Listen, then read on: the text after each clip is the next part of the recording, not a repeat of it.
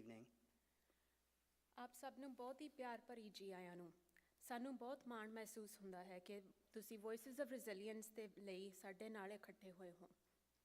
ਇਸ ਇਵੈਂਟ ਦੇ ਸਹਿਯੋਗ ਪੋਇਟਿਕ ਜਸਟਿਸ ਫਾਊਂਡੇਸ਼ਨ, ਸਿੱਖ ਰਿਸਰਚ ਇੰਸਟੀਟਿਊਟ ਅਤੇ ਵਰਲਡ ਸਿੱਖ ਆਰਗੇਨਾਈਜੇਸ਼ਨ ਦੇ ਸਹਿਯੋਗ ਨਾਲ ਤੁਹਾਡੇ ਲਈ ਪੇਸ਼ ਕੀਤਾ ਜਾਂਦਾ ਹੈ। ਮੇਰਾ ਨਾਮ ਜਸਲੀਨ ਕੌਰ ਹੈ ਅਤੇ ਮੇਰੇ ਨਾਲ ਸਿਮ ਸਿੰਘ ਹਨ। Before we begin, we would like to take a moment to acknowledge that we are located on the unceded traditional territories of many indigenous people, including the Semiahmoo, Katsi, Coquitlam, Kwantlen, Kakite, and Tsawwassen nations. These communities and many others cared for this land long before any settler arrived. As a society and as individuals, we stand in solidarity with all indigenous communities in their fight for reconciliation.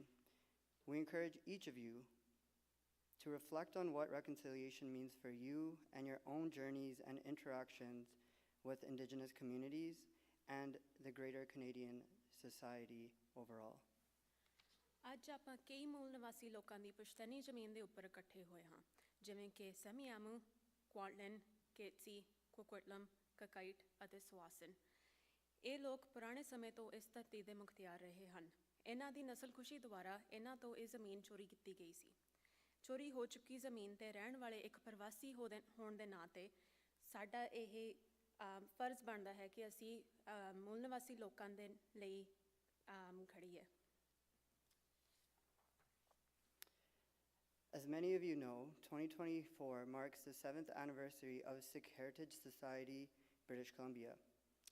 Each year, along with Sikh Heritage Month, we strive to offer programming and events, often in partnership with other local community organizations, to highlight and celebrate the contributions that Sikh Canadians have made to the social, cultural, and economic fabric of British Columbia for more than 125 years.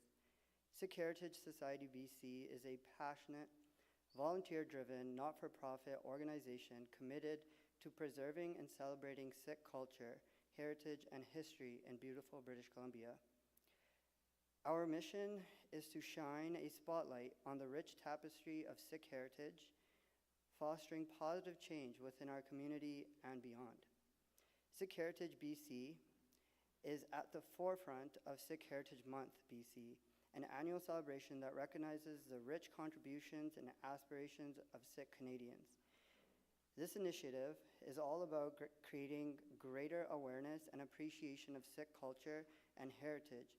It's our way of showcasing the profound impact Sikhs have had on the economic, social, and cultural fabric of British Columbia. 7 ਸਾਲ ਪਹਿਲਾਂ ਜਦੋਂ ਅਸੀਂ ਸਿੱਖ heritage society British Columbia ਦੀ ਸ਼ੁਰੂਆਤ ਕੀਤੀ ਸੀ, ਸਾਨੂੰ ਨਹੀਂ ਸੀ ਪਤਾ ਕਿ ਸਾਨੂੰ ਇੰਨਾ ਪਿਆਰ ਅਤੇ ਸਤਿਕਾਰ ਮਿਲਣਾ ਸੀ। ਅੱਜ ਜੋ ਅਸੀਂ ਹਾਂ, ਉਹ ਸਿਰਫ ਤੇ ਸਿਰਫ ਆਪਣੇ ਭਾਈਚਾਰੇ ਕਰਕੇ ਹਾਂ। ਸਿੱਖ ਵਿਰਾਸਤ ਮਹੀਨੇ ਦੇ ਨਾਲ ਅਸੀਂ ਖਾਸ ਪ੍ਰੋਗਰਾਮ ਪੇਸ਼ ਕਰਨ ਦੀ ਕੋਸ਼ਿਸ਼ ਕਰਦੇ ਹਾਂ ਅਤੇ ਸਿੱਖ ਭਾਈਚਾਰੇ ਨੂੰ ਬ੍ਰਿਟਿਸ਼ ਕੋਲੰਬੀਆ ਦੇ ਵਿੱਚ ਆਇਆਂ ਨੂੰ 125 ਤੋਂ ਵੱਧ ਸਾਲ ਹੋ ਚੁੱਕੇ ਹਨ। ਸਾਡੀ ਸੰਸਥਾ ਸਿੱਖ ਭਾਈਚਾਰੇ ਦੀ ਕਾਮਯਾਬੀ ਅਤੇ ਤਰੱਕੀ ਨੂੰ ਪਹਿਚਾਨਣ ਅਤੇ ਮਨਾਉਣ ਦੇ ਲਈ ਬਣਾਈ ਗਈ ਸੀ। For many in the Sikh community, the last year has been a turbulent but historic one. For the first time in Canadian history, the Prime Minister stood up in the House of Commons and finally gave voice to what most of us have known for decades. That is, the extent of the Indian government's interference within the Canadian Sikh community, and in particular, its role in the murder of Shaheed Bhai Hardeep Singh Nijjar, a Sikh, a Canadian, an activist, and a devoted husband and loving father of 2.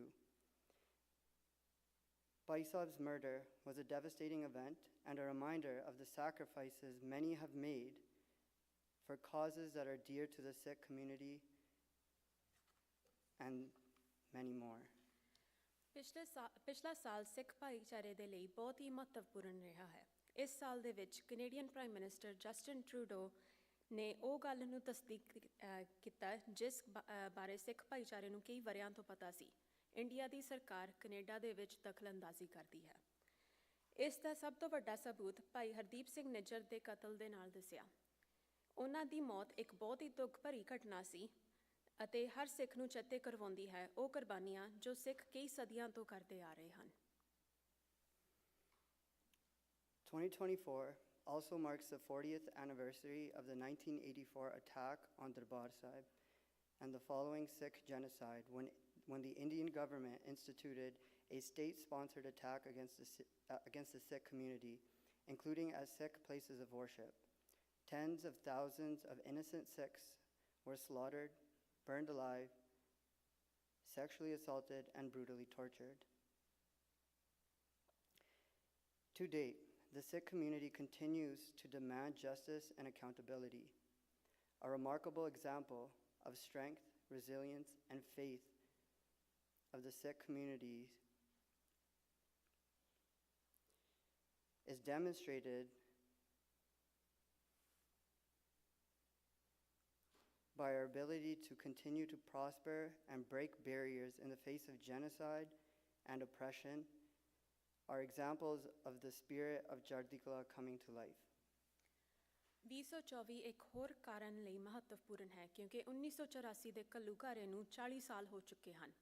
84 ਦੇ ਵਿੱਚ ਭਾਰਤ ਦੀ ਸਰਕਾਰ ਨੇ ਸਿੱਖ ਕੌਮ ਨੂੰ ਦਰਬਾਰ ਸਾਹਿਬ ਅਤੇ ਹੋਰ ਗੁਰਦੁਆਰਿਆਂ ਨੂੰ ਅਟੈਕ ਕਰਕੇ ਨਿਸ਼ਾਨਾ ਬਣਾਇਆ। ਹਜ਼ਾਰਾਂ ਤੋਂ ਵੱਧ ਮਾਸੂਮ ਸਿੱਖਾਂ ਦਾ ਕਤਲੇਆਮ ਹੋਇਆ ਅਤੇ ਅਨੇਕਾਂ ਨੂੰ ਜਿਉਂਦਿਆਂ ਹੀ ਸਾੜਿਆ, ਬਲਾਤਕਾਰ ਕੀਤੇ ਅਤੇ ਤਸੀਹੇ ਦੇ ਕੇ ਮਾਰਿਆ ਗਿਆ।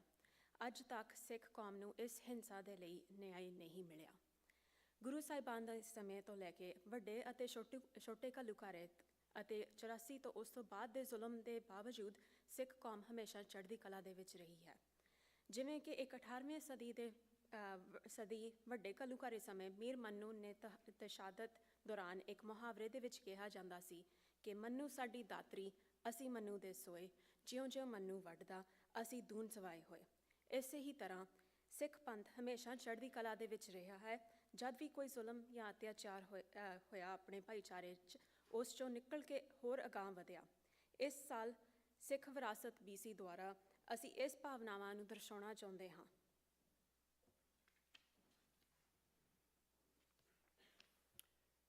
At this time, we would like to call upon to stage your moderator for the evening, Manam Kaur Shergill. Manam Kaur Shergill is a lawyer practicing with Ferris LLP in Vancouver, British Columbia. She also serves as the media coordinator for the Sikh Heritage Society of British Columbia and is an active volunteer with numerous community and professional organizations. ਅੱਜ ਦੇ ਸੰਚਾਲਕ ਮਨਾਮ ਕੌਰ ਸ਼ਰਗਿਲ ਹਨ। ਮਨਾਮ ਇੱਕ ਵਕੀਲ ਹਨ ਜੋ Vancouver ਦੀ ਫੈਰਿਸ LLP ਦੇ ਨਾਲ ਕੰਮ ਕਰਦੇ ਹਨ। ਸਿੱਖ ਹੈਰੀਟੇਜ BC ਦੇ ਉਹ ਮੀਡੀਆ ਕੋਆਰਡੀਨੇਟਰ ਹਨ ਅਤੇ ਹੋਰ ਕਈ ਸੰਸਥਾਵਾਂ ਦੇ ਨਾਲ ਸੇਵਾ ਵੀ ਕਰਦੇ ਹਨ। ਵਾਹਿਗੁਰੂ ਜੀ ਕਾ ਖਾਲਸਾ, ਵਾਹਿਗੁਰੂ ਜੀ ਕੀ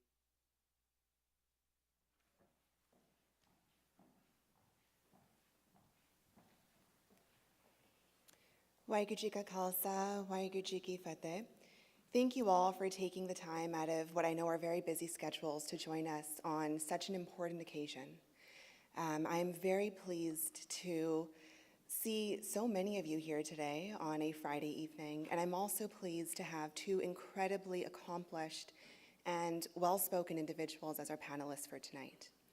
What we're going to do today is we're going to initially start off with about 15 minutes for each panelist to give an overview of some of their observations about 1984, whether it be within the diaspora or about the events as they took place in India. After that, we'll transition into more of a moderated panel discussion. And there will also be an option for the audience to take part in some question and answer with the panelists at the very end. And we will have mics that we distribute. You can raise your hand whenever you're ready to ask a question, and that'll be the last 20 minutes or so. Our first panelist for today is Harinder Singh. Harinder Singh is a senior fellow and innovation director at the Sikh Research Institute. He is a prolific author and orator who delves into spirituality, history, culture, linguistics, politics, religion, gender, sexuality, and governance. His current focus is developing critical thinking for Sikh institutions via the State of the Panth reports and leading the Guru Granth Sahib Project global team. Harinder Singh co-founded the Sikh Research Institute and the Punjab Digital Library. He organized the Free Agal Takht movement and envisioned Singh and Kaur Academy. Harinder Singh has also provided insights to various government officials in the US, Canada, the UK, Australia, India, Pakistan, the UN, and the EU. He's addressed numerous global universities, forums, and organizations. He consults on curriculums, exhibitions, and films, and he regularly appears on radio and television. Harinder Singh also holds a Bachelor of Science in Aerospace Engineering, a Master's of Science in Engineering Management, a Master's of Philosophy in Guru Granth Sahib, and a diploma in Persian language. He enjoys experiencing culturally specific things, sipping light roast pour-over coffee, reading, binge-watching, and listening to shabds, poetry, heed, jazz, and political rap. He resides in the United States with his family. If we could all please welcome Harinder Singh to the stage.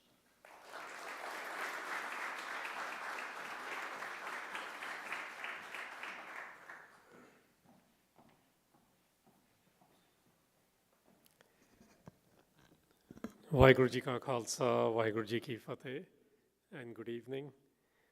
Thank you, Monam Kaur. I'm going to quickly come to the subject without any formalities. Look, we are here because of 1984.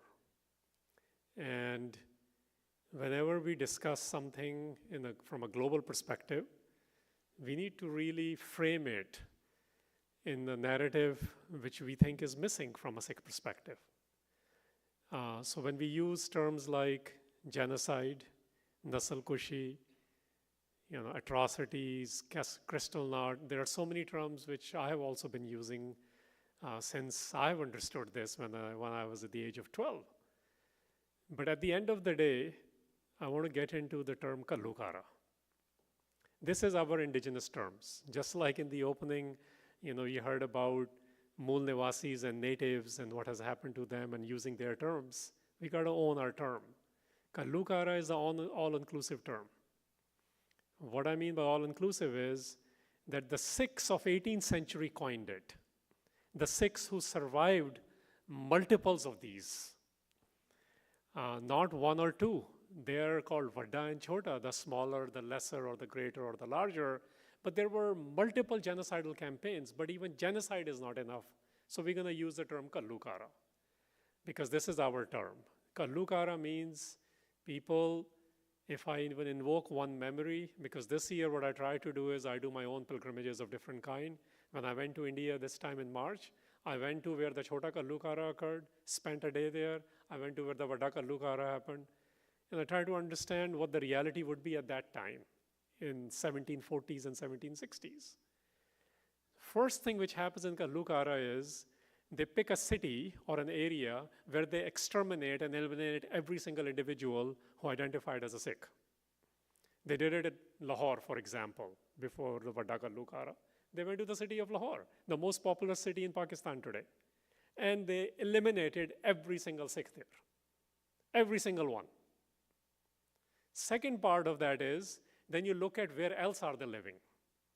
So they cordon that area, like they did at Kup, like they did at Kanuwan. These are the two ones we know, but they did earlier in 1716 as well.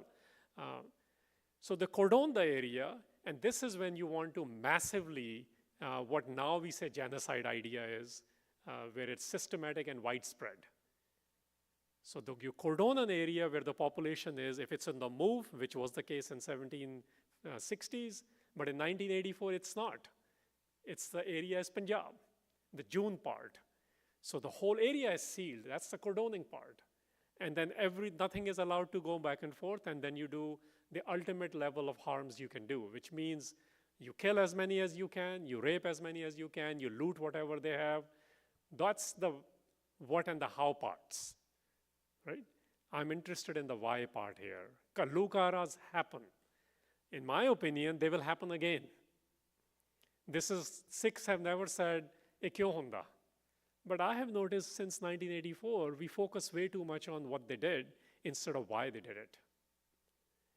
Because what and how changes. The way you torture, it will change. The way you fight a legal battle against the torture, it will also change. It depends on your circumstances and the legalities of the time.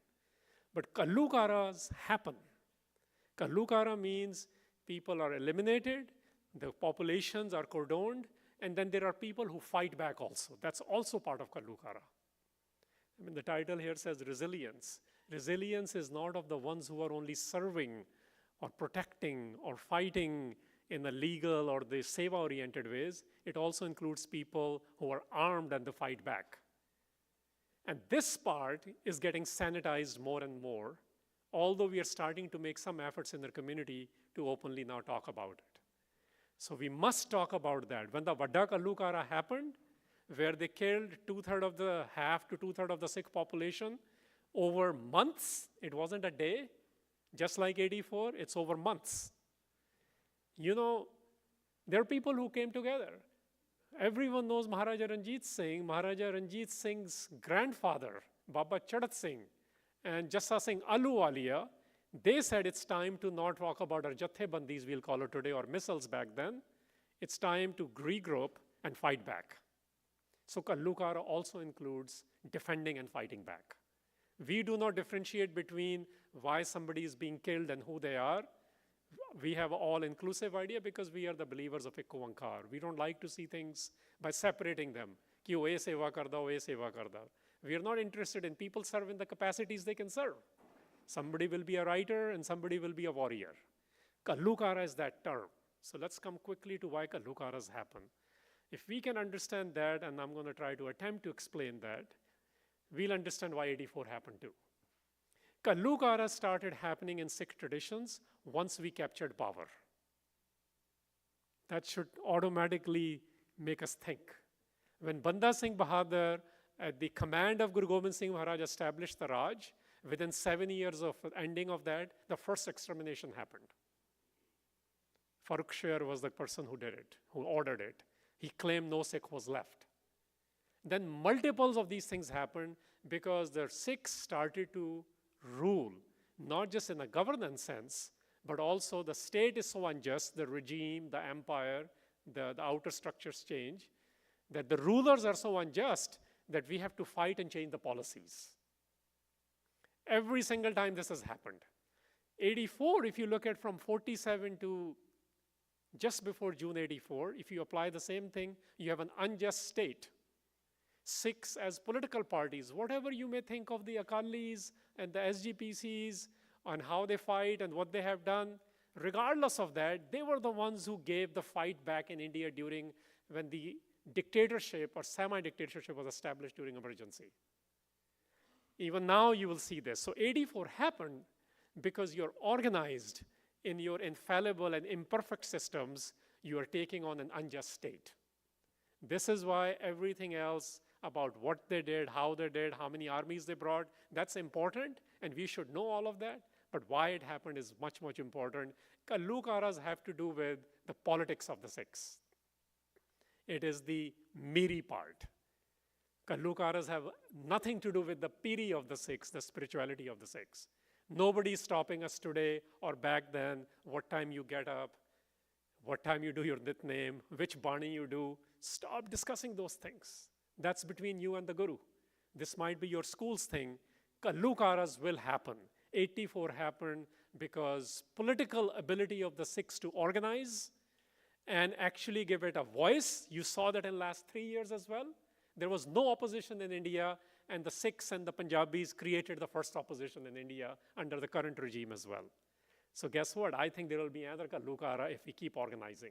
We never say, it was repeated earlier today, we never say why you are killing us. We actually said we will double and triple and fight back. That's the narrative of the Kallukara.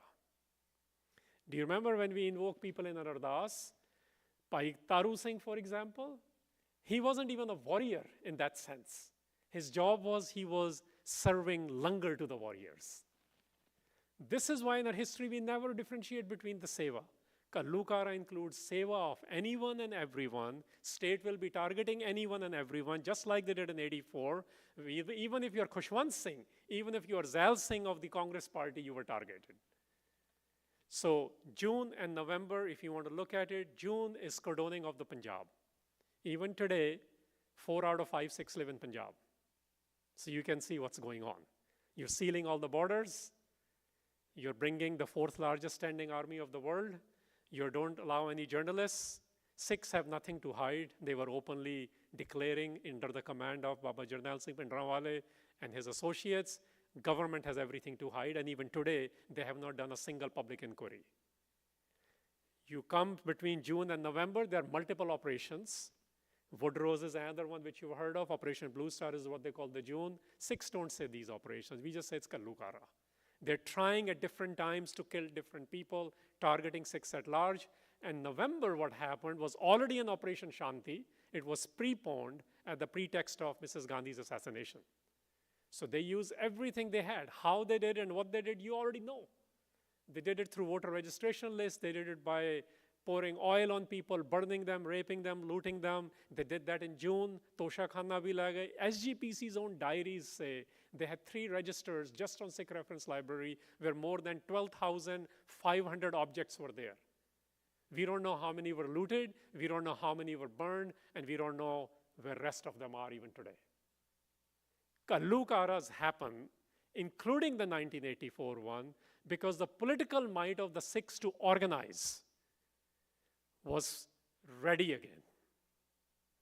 And any time our political might has been ready, not just to rule, not just to declare our own country, but we have the capacity to do it because Guru taught us that when the governments, the regimes, the rulers feel that, this is when they will create and cordon. Search and cordon operations happened last year, every single month in Punjab. It's a preparation for same things. It's to instill fear. This is why we do few assassinations. Transnational repression is part of that. So in my setting of it, at 15 minutes, I still have 4 minutes. Kallukara is the word I want to really bring back. It is our indigenous terms. Keep learning about that. This is, which means no excuses for anyone and any seva they perform. ਭਾਵੇਂ ਉਹ ਲੰਗਰ ਛਕਾਣ, ਭਾਵੇਂ ਉਹ court case ਵਿੱਚ ਲੜਨ ਜਾ ਕੇ, ਭਾਵੇਂ ਉਹ ਸ਼ਸਤਰਾਂ ਨੂੰ ਇੱਕ particular Sikh form ਵਿੱਚ ਆ ਕੇ warrior ਬਣ ਕੇ ਲੜਨ. All of that is part of our traditions. Now, what can we do with this? I'm going to just focus for 3 minutes on that. Look, today is 7th. I remember I was less than 12 years old on this day. I remember I was stuck in Lahore. I didn't know what to do at the time. I was just curious to see ho ki reha is vele. So many of us are just curious. If you're curious, dig deep. Don't buy propaganda from any side. Sikh narrative is essential, and you got to dig deeper into it, and Sikh narrative can only start from Shabad. Everything else is a data point which supports that narrative. So Sikhan de lai, it's very important to, and this is for everyone. I'm just saying, this is intergenerational. People say, what should we say to Sikhs, to non-Sikhs? Nothing. It's the same idea. Shabad is the wisdom. Wisdom is same for all. And Guru Nanak's wisdom, and this is the only Bani Lam I invoke right now, Guru Nanak Sahib, when he talked about the toughest thing he witnessed, we call them 4 Shabads of Babar Wani. He's saying that I'm standing on the pile of dead bodies and I'm saying this, Maas puri vich khade hoke. That's his phrase. And what does he say? He describes that people were living well, they were enjoying life, but before he describes any of that, he says, je koi bahut hypersensitive political gal karni hai, you better do it with gyan. Taisada kari gyan ve lalo, it's a very oft-cited line, but we don't understand the context is extreme violence, genocidal killings, rapes, plunder, loot, for the political achievements between 2 states heads at the time, the Lodhis versus the Mughal. And what does Guru Nanak Sahib say? He says, because it's very violent, it's very bloody, it's very sensitive. He says, make sure you invoke wisdom at that time. And this is where I see a Sikh struggle. When we have to talk about something which is so emotional and charged, we are not doing it with wisdom. So to all of you, get comfortable about adopting our narrative. Become very comfortable about it, even if you're not comfortable with certain elements of it. Become unapologetic about it. And if you are in a position to talk about it, please do it with Shabad's Gyan. Do it with wisdom. We have to be very careful in the word choices we have. Gurbani has no words like badla. But we can't be using that word then. Gurbani definitely has words like nya, which is justice. So revenge is very different than justice.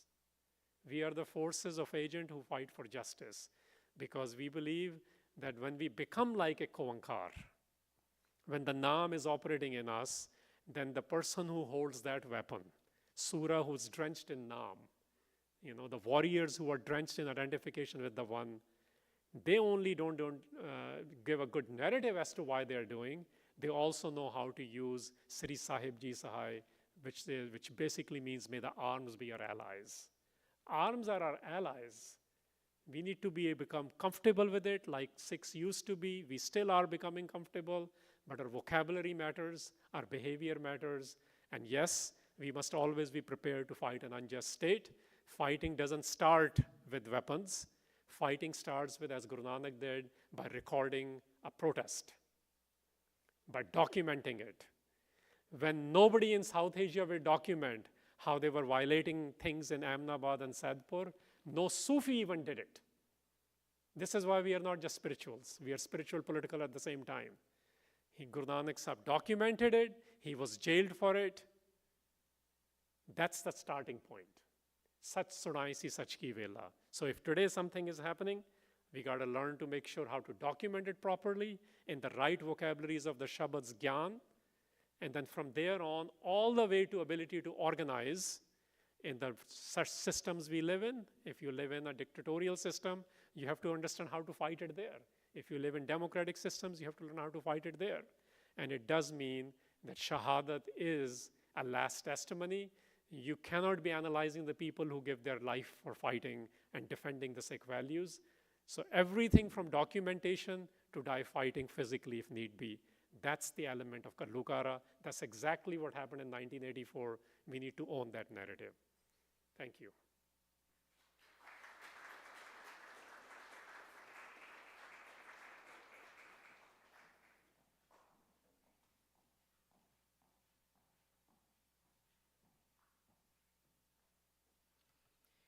Thank you very much for those thought-provoking words and for contextualizing the discussion for this evening.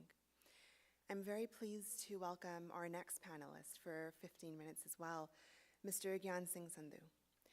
Mr. Sandhu is an author, educator, entrepreneur, and social activist. Leaving behind an exceptional career in the Indian Air Force, he immigrated to Canada in 1970.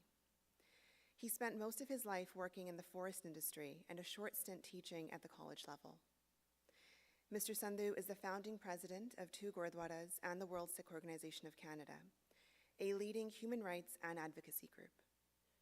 His visionary leadership won him the Regional Entrepreneur of the Year Award in 1994 and the nomination for the Entrepreneur of the Year National Award in the same year. Mr. Sandhu is a recipient of the Order of British Columbia, the highest civilian award, and the Queen's Golden Jubilee Medal for community service. He has authored 3 books and co-authored another 3. He has also written over 200 scripts on Sikh heritage. In addition to his passion for writing, the former CEO and president of a group of forest companies works as a management consultant and is now the president and CEO of the Guru Nanak Institute of Global Studies, a nonprofit post-secondary education and research institute. He currently resides with his wife, Surinder Kaur, in Surrey, British Columbia. Mr. Sandhu.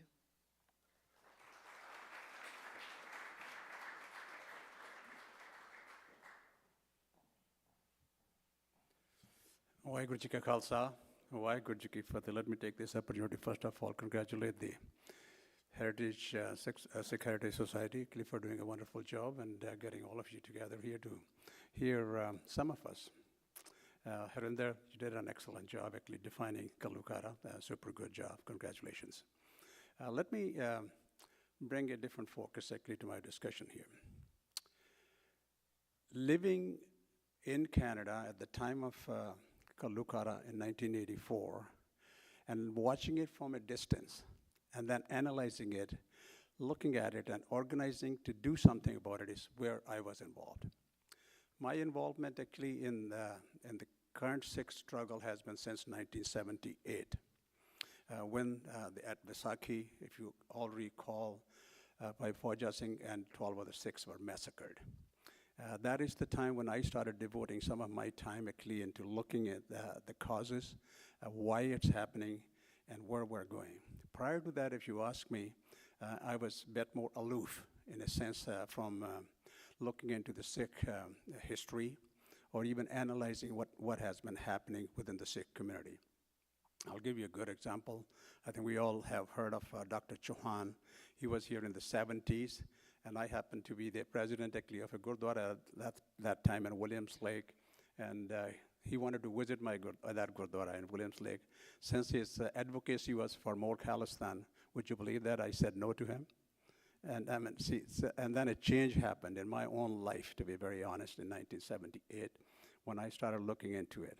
So in 1982, when the real struggle happened, actually, the Morcha was launched. And we in Canada also got together. Many of you may have only heard of a tiny little town, 100 Mile House. This is 100 Mile House, actually, where the first meeting happened of all Sikhs in British Columbia. Because that was a central little city, actually, where we founded the organization called Morcha Action Committee.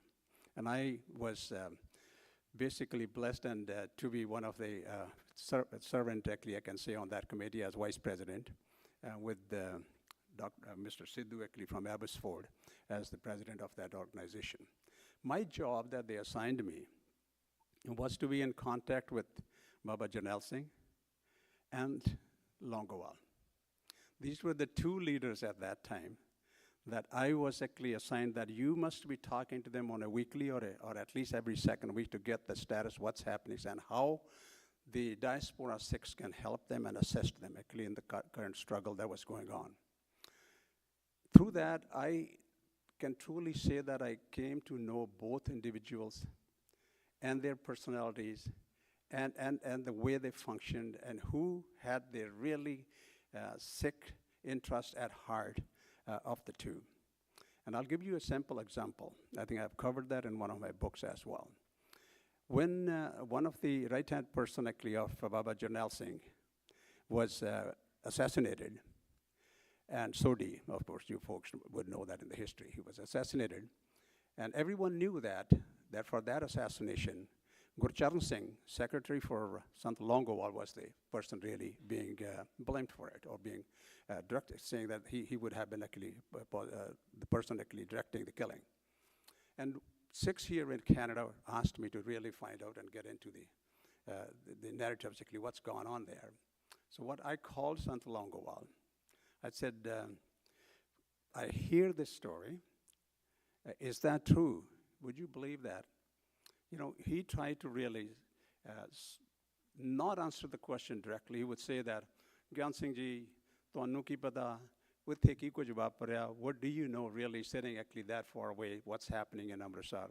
ਇਹ ਸਾਰੇ ਲੋਕ ਨੇ ਜਿਹੜੇ ਇਹਨਾਂ ਦੇ ਜਿਹੜੇ ਕਿਰਦਾਰ ਨੇ, ਇਹਨਾਂ ਦਾ ਕਰੈਕਟਰ ਹੈ ਜਿਹੜਾ ਬਹੁਤਾ ਅੱਛਾ ਨਹੀਂ ਹੈ, you know, so they're not the right people to be here and all that. But I said, you know, that's not the question. I'm asking you to tell me, is Gurcharan Singh involved in this one or not? He would not answer that question. I hung up after about 12 to 13 minutes, actually talk with him. Then I dialed Baba Jarnail Singh. And this is where I distinguish the character of those two individuals. You want to talk to him? He said, yes, Gyan Singh, you know that because I used to talk to him quite frequently. He says, yes, they killed my right-hand person.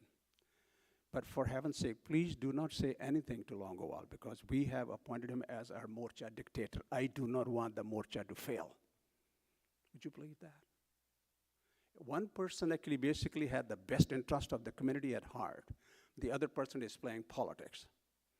And I mean, these are the kind of things, you know, you could happen. And he said, you know, even if they kill someone else actually close to me, I would still not say much, he said. I mean, that's the kind of individual he was. You know, people have talked about it. Harinder Singh actually touched basically on that, you know, how people try to define Jarnail Singh. Someone who dealt with him and talked to him actually regularly, I know fully actually what would have happened there. I mean, that's not it. So what happened here with the diaspora Sikhs, you have seen the videos in the background there when you walked in, basically. Demonstration, emotional outbursts is natural phenomenon with humans that happens. It would happen. Would you believe that the population of British Columbia, Sikh population at that time was somewhere close to 50,000? And over 30,000 people gathered in Vancouver that day for demonstration. And I was there. I happened to be the secretary for that particular demonstrations. So I was there. I could see that. I could see the emotions. But again, you know, what would you do as Sikhs living in Canada or elsewhere in the world? What would you do really? We went basically to make a presentation at the UN. There were 33 different organizations from all over the world. From every country, they had an organization. We had our own national organization at that time, Federation of Sikh Societies here, and I was part of that as well. So all 33 organizations end up going to UN, making presentations. There, for us to make a presentation, 33 of us, they didn't even have a boardroom large enough to accommodate us. And the young woman actually in charge, who was going to take our submissions, she said, "Don't you folks have an international organization that can represent you?" That's when it struck to the Sikh community, saying that we need to have an international organization. That's the time actually that everyone decided that we better have an international organization established. So in July of 1984, it happened actually in New York, Madison Square Gardens. And you all have heard in the media back and forth, some negative, some positive on it. This was a call for establishment of international World Sikh Organization. Was not the function of the World Sikh Organization itself, no, because every organization in the world was invited, and everyone, in fact, I just happened to say to Harinder that even Amrinder Singh was actually present in that. And that's in the video that I have it. Okay, so people actually from different part of the world actually attended that. So what did we do? There were 3 organizations that sprung up, my friends, actually at that time. Babar Khalsa was already there in Punjab, and then they formed actually Babar Khalsa International. International Sikh Youth Federation was established in UK, and they spread out actually into Canada as well. But at that meeting actually in July of 1984, everyone committed that to forgive or forgo with their own identity and become part of the World Sikh Organization. Didn't happen. For the reason because none of us actually want to give up their own identity. You know, people have their own style of functioning. So 3 organizations functioned all over the world. You can know that. You all know that. And their current status is well known as well. World Sikh Organization has survived for 40 years. I was blessed to be the first founding president for the Canadian branch. Then I served actually at the international level as well for 4 years. Remember, the organizations can survive only if the founders and the other folks actually do not hang on to it. That constitution actually basically says that you cannot serve that as a president of that organization for more than 2 terms, 2 years terms, 4 years max. And that's all I did. 84, basically 85 to 89, and then 89 to actually 4 years, 93 actually at the international level, and I walked away. And it's being run by the Canadian-born actually generations here right now, and that's how the organization should run. How did we really? Someone has to really show me, tell me when the time is up, because please raise your hand, because I didn't put my cell phone on. So thank you. Let me give you a couple examples. The style of working that we as Sikhs have to adopt, or the World Sikh Organization adopted. Visualize and imagine that for a second that I'm in Geneva. 1986, wanting to make a presentation actually at the UN. By the way, all these pictures that you see actually at the Warsaw, those 20 pictures actually of people, bodies lined up, we had to buy them at that time. You'd be surprised that we could buy pictures actually at that time. And then, plus I had the slides made up. I used to make the presentations. Every time I met with politicians at different levels in different countries, that's what we used to do. I'm in Geneva in 1986 to make a presentation at the UN. And you have to get into actually through a different country. Anyway, I won't get into the details how we got in. Next morning, when the presentation time comes, and actually we were leaving our hotel room, here comes the international police. Shows their badges. Folks, you can't go out of the hotel. And our lawyer was an American Caucasian fellow, actually, was our lawyer. And so we said, why? They said, no, you're under house arrest, folks. You can't leave. So they take our keys, walk over to our rooms, and search our rooms for about an hour and a half, come down, actually smiling down the stairs, then look at us, apologize, saying that you can now go. I'm looking at them. I said, you got to tell us the reasons why did you stop us. Apology doesn't actually go well with us at this time, because we missed our opportunity to make a presentation this morning. They basically asked me, they said, do you know Gurdiyal Singh Dhillon? And those of you, you're not old enough, none of you are old enough here actually to know Gurdiyal Singh Dhillon. Maybe some might only remember it. He was the head of the Indian mission at that time at UN. He was the former High Commissioner of India, actually, in Ottawa. So we knew him. His nephew was with me among the delegation that was making presentations there. Sakani Rishtedariyan jo nephew si oda. So I said, yeah, we know him. He says, you know what he has done? He's lodged a complaint against you that your group is here to assassinate him. You know, this is how governments function. We're talking about actually by Sahab da jada assassination hoya ithe, tusi odi gall kar rahe si Najjar Sahab di. These things are being planned for a long, long time, people ask they. You know, that wasn't the end of it. We laughed about it, and they laughed about it too. They said, folks, you know, go. We really sincerely apologize. We end up going into the UN. The point I wanted to make it, we were allowed now to go and basically only to present our material in writing, not verbally actually speak to the issues. And at lunchtime, you know what they do? They thought about another way of actually thinking that they would try to now show to the other ambassadors actually at the UN that how Sikhs would treat actually the Indian officials. They brought actually Talon towards our table. You know, we quickly decided that, okay, we need to teach him a lesson in diplomacy. So we talked about it. We said, okay, in sare jina ne milna hai na gal bakri pa ke sikha mang milna. You know, you embrace him actually. You know, give him that hug. So we did that. As I was talking to him, I said, Talon, sir, why did you have to do what you did this morning? You know, I still remember his face basically. Eyes dropped down and apologetic in a sense that he says, Gyan Singh, you guys are doing a good job, folks. You know, I do what my bosses tell me to do. For 20 minutes, he stayed there. You know, after 20 minutes, he was dragged away by his actually handler saying that, look, boss, we are getting late. Actually, you got to go out for lunch and come back again to the session.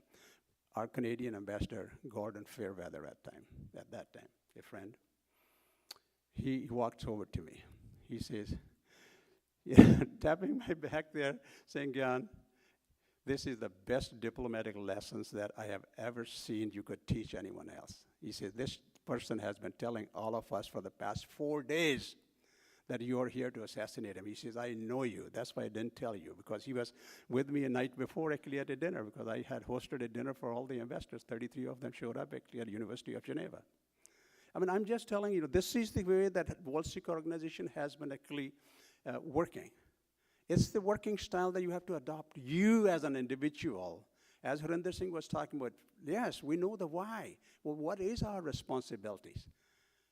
Over the years, in the last 40 years, you know, I've had the opportunity to serve the Sikh community at different levels. I have found out that the education is the best medium that you can use to educate your neighbors, you can educate everybody else, and the generations to come. And that's the part I'm currently involved in. You know, Guru Nanak Institute of Global Studies actually is a university being built actually for you, for your youngsters, and for the generations to come. It'll be the first Sikh university, I call it. Punjab doesn't have a Sikh university, folks. They have universities by name. Punjabi University, you can call it. But they don't do the research that's required to be done. They're all afraid. I'm sure if, you know, I'm live, actually, people are listening anywhere sitting. You talk to actually academics in Punjab, you know, ask them to do some research on some subject, shy away from it. World Sikh Organization is doing their job from the political aspect of it. Guru Nanak Institute of Global Studies is a standalone identity by itself. It's non-profit, charitable, and we're offering scholarships to students. Courses that would not be otherwise taught anywhere else in the world will be taught at the Guru Nanak Institute of Global Studies. And with that, I would like to thank all of you actually, you know, for giving me these 15 minutes to just go over. It's more of a narrative that I was able to explain, but I'm sure you'll have a lot more questions actually to ask, and we'll be able to ask. Thank you very much. Waheguru Ji Ka Khalsa, Waheguru Ji Ki Fateh.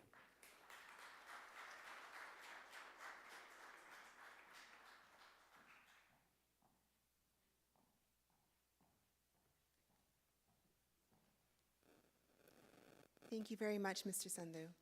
And with that, I would like to invite both of our panelists to please join me up at the front here. And we're going to begin the panel discussion portion of this evening's program.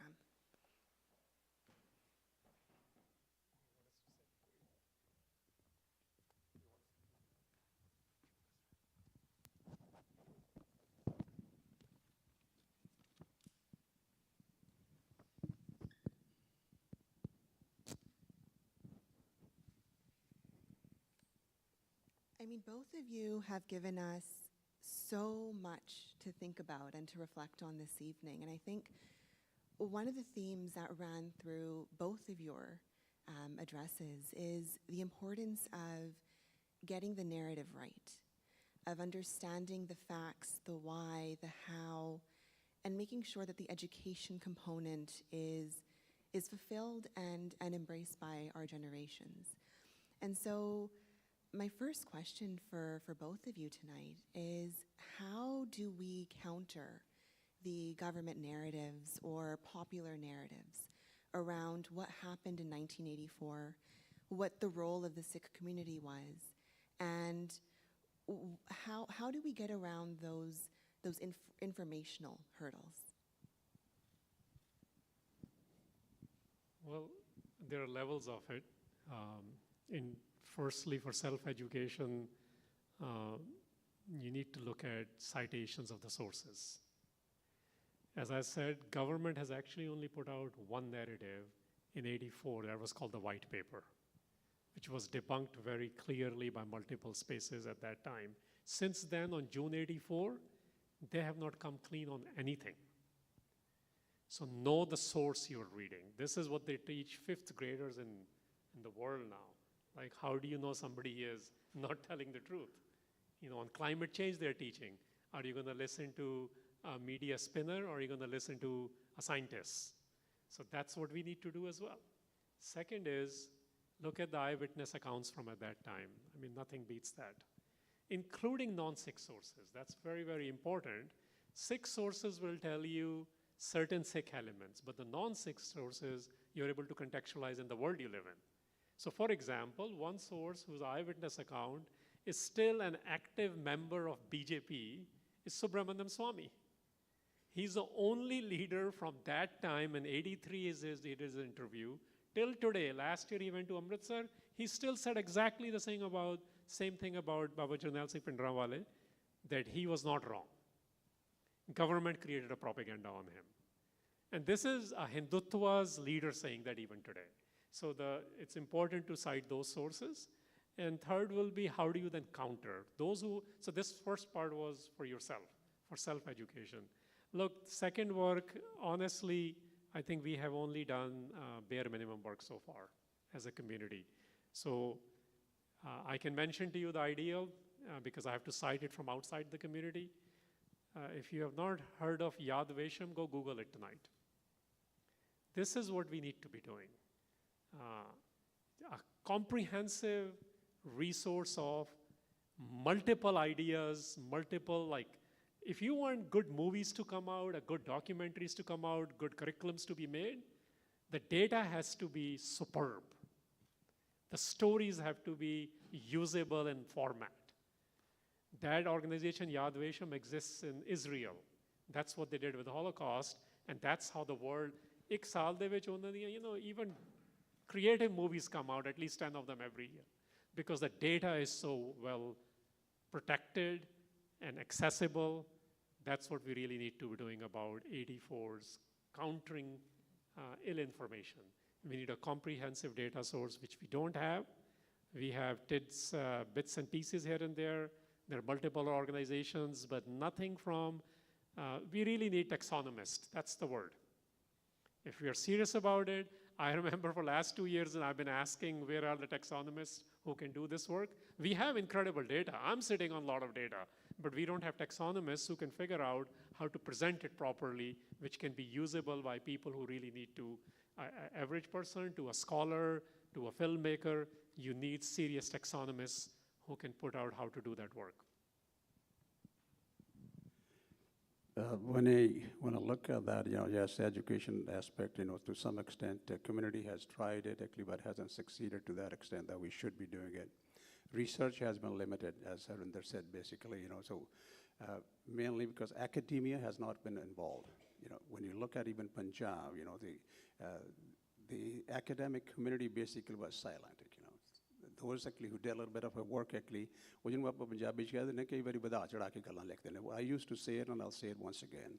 Even if one person was killed, innocent person was killed, that's too much.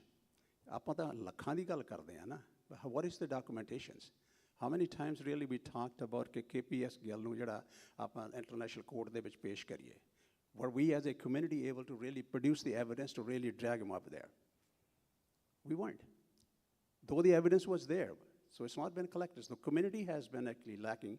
Some organizations have worked really hard, gone through village to village and collected actually some evidence. And I commend them actually for doing that. But I think we still lack a lot of things. It has to also become actually part of your educational curriculum actually in the school systems. Today in Surrey, for example, you're talking about actually teaching about Holocaust actually for the Jewish community. And it's getting accepted actually that we should be teaching that. And why can't we actually be teaching 1984? You know, I had to really fight, if I can tell you, actually, to get some of the data actually into the museum actually in Winnipeg. Basically, all you see is there 1914 actually Guru Nanak Jahaj, or you know, Kamangata Maru Kene. Actually, the name Kamangata Maru was a leasing company. Basically, the real name was Guru Nanak Jahaj. So even to get that little bit of information, and Sardar Khalda's little bit of information, you know, we really had to struggle, to be very honest. Why couldn't 84 be actually in a museum form? Why can't 6 have their own museum actually, where people would walk in actually and know that? We haven't got it. So there's a number of things actually that we need to really do as a community. I believe until we do that actually, you know, we're not going to be able to be successful. And how do we really reach the broader community? A lot of time we think, you know, we're talking to ourselves. I think let's stop talking to ourselves. You know, let's start talking to the other folks. How many other universities actually in the world have actually scholars in Harvard, Stanford, MIT, others taken up your cause, actually done any research with you? No. So I think there's a lot more to do for us. And we often talk about this concept of justice when we're reflecting on 1984 and education and countering the narrative. We're often fixated on bringing the perpetrators to justice. But I'm wondering for each of you, what does justice look like? This is a great question. This is the one I've delved into only in the last 5 years, honestly. And let's take a Sikh inspiration here, firstly, that the creator we believe administers complete justice. Pura nyao kare kartar. So if we intrinsically believe that, and we are instruments of creator, then we need to be working towards that justice, that complete justice. Now, legal systems have come up with many ways, like there's a reparation, and there are many other ways. There's a restorative justice and all sorts of things. But I'm going to just bring Sikh ideas here. First of all, we should stop saying कि सिखा ने कुछ नहीं किया. ये बहुत गलत असी बोलते हैं कि मैं नहीं किया. Even in terms of bringing look, if the courts cannot do it, we should see between 84 and 86 what was done. We are not here to punish every soldier who was involved. The state law had failed. The state had completely, we say state was irresponsible. No, state is the one who did it. So how can you expect state to actually repair that unless it goes through serious consciousness conversion? So Sikhs actually did a lot between 84 and 86. And then we had made our point that we have gotten, and this is what we do historically. So one is, yes, bringing them to justice. The other then, because we live in 20th, back, you know, it was 20th century thing, now it's 21st. It really is about working in the institutional systems we are in. Working with those systems to get certain acknowledgements done. It takes a long time to acknowledge things. It requires a lot of work. If you're interested in reconciliation, it's a serious work. Again, I would say Sikhs have done marvelous work in there. We think we haven't done anything. No, we have. There have been people's commissions in Punjab. There have been coordination committee for disappearances in Punjab. All their work was stopped in late 90s. It's not that we didn't document. It's not that we didn't work on it systematically. Yes, it may not be to the standards we would like to see it today. So justice is also in terms of how we talk about it. You know, India has been party to which has Sikh individuals who were working on tribunals in Rwanda. I'm aware of those individuals. There are the Sikhs who are involved in the conviction of Pinochet. So it's not the aptitude which is an issue for the Sikhs. It is that we actually have not come up with a framework that what are the 3 to 5 elements of justice for us. And then part of that is reconciliation, part of it is getting some perpetrators convicted, part of it is also dealing with the trauma within the community. Because we are not dealing with it, that's also causing a lot of issues within our community as well. So it is varieties of things, but eventually Barney Vich jada idea, that's what matters most. And the Barney's idea for us is that jada the command which ho reha, whatever is happening in the command of the one, we must accept that. And part of that command is challenging people who continue that repression. Justice to me, when I look at, is something that is fair, retributions for things that have happened in the past. True, we have done a lot of things actually at different levels. You also have to look at, in order for justice to really be implemented, what kind of government actually policies are. In India, you cannot expect justice, to be very honest, because we all work under common law here, and there lies actually you're guilty until you prove your innocence. That's pretty much what French does. I mean, I'm not a lawyer, but I'm looking at that aspect of it. We have done, luckily, but persuading the international political players at different countries' level is a big task. I know we praise ourselves and say that we are doing a lot of things. Yes, we do. First time ever in the history of the world, if anybody, any leader actually in the world actually was able to take a stand on an issue, was Justin Trudeau. You know that. It wasn't probably the easiest thing from a political standpoint of view for him, but to come out and speak actually to that, even on a congratulatory note to the Indian Prime Minister and talking about the human rights violations and asking him to abide by that is a big thing. That's kind of the right directions. Have we as individuals been able to get that message across? To a smaller extent. I'll give you one example. I was meeting with at least 22 of senators in the 80s. I'm sitting at a dinner, and actually, our consultant that we had, Senator Hart, he was the one actually that was working with the World Security Organization. He organized the meeting for the evening dinner for me. And as we are having the dinner, he looks at me and then looks at a senator sitting from the South actually and said, "Senator, look at him. Tell me what goes through your mind." With a southern drawl, the senator comes up with one-liner. He says, "When I look at him, he looks like Khomeini. When I look at his community's activities, they resemble PLOs." This is the exact word he used. I was quick on my feet and I asked him, "Senator, I've lived here for 100 years. What have I done wrong?" He says, "You haven't taught me. You have not taught me who you are." I think we still need to do that. To be a global community, we really need to get out of the shell. Each one of us actually have a responsibility to, if we are talking about justice to be received actually, and justice to be done, then we need to be doing our part in that context as well. And our part is, are we really telling the neighbors? The media has now started to accept your narrative, because you've told them the truth. It was not the case. You all know that. Media was defining us. I know that I have been defined. Personally, they used to define us. All these terminologies of terrorisms and all that, and anyone who wore a turban actually was a terrorist, and anyone who was a clean-shaven was actually a more modern guy, actually. They were the moderates. I mean, the moderate and terrorism terms were actually created by Canadian media. I mean, we really need to come up with the factual things, provide the evidence to the people who can really come to your aid and then get justice done. By ourselves, actually, what we're doing actually in India, I know folks live under fear there. I talk to them. I have a group of 130 professors working with me right now, and when I talk to them and ask them to do certain things, they can't do that.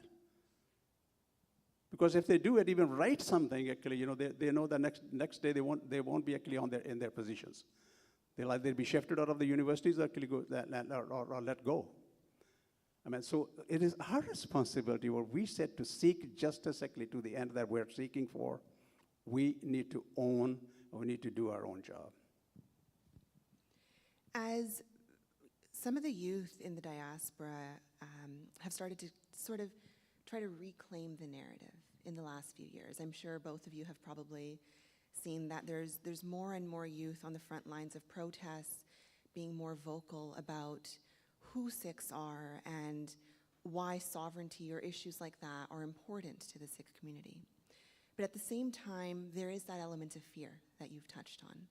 And there's this question of, well, if I speak up, if I say something that the authority figures don't want to hear, then I might have to pay a price for that. I know both of you in your own ways have had to make sacrifices and have had to deal with repercussions for the work that you've continued to do.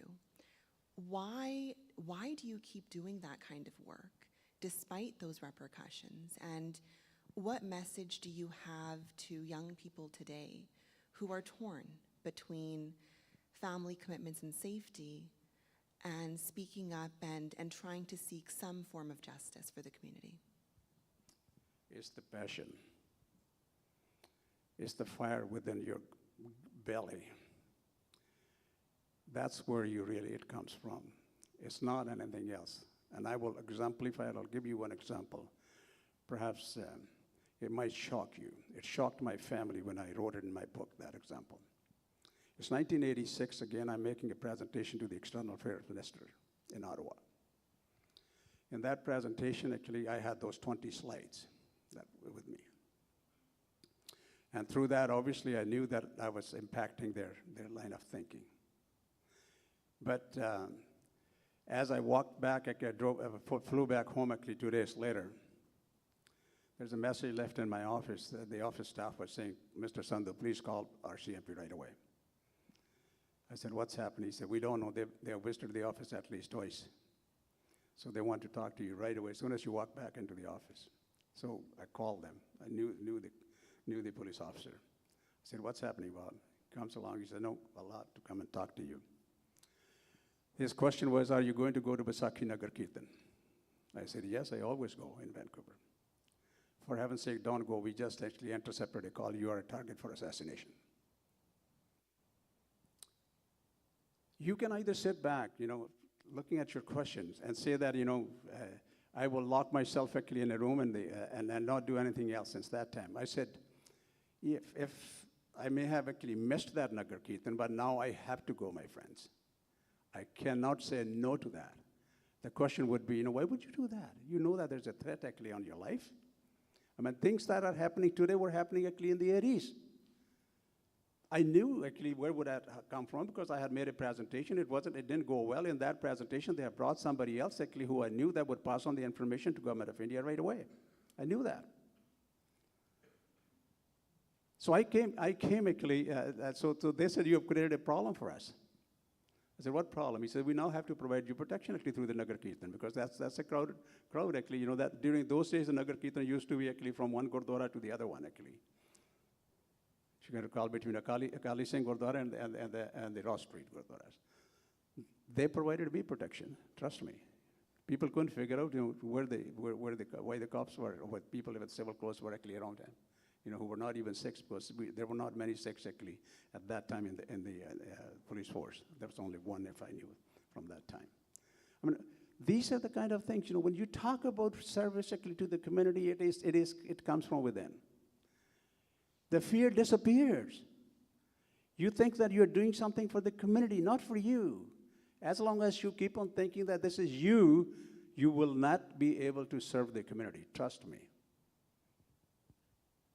Do we have that passion?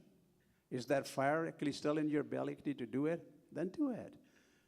But do it within the laws of the country. Trust you, when you are in Canada, do it within the legal systems. I know that.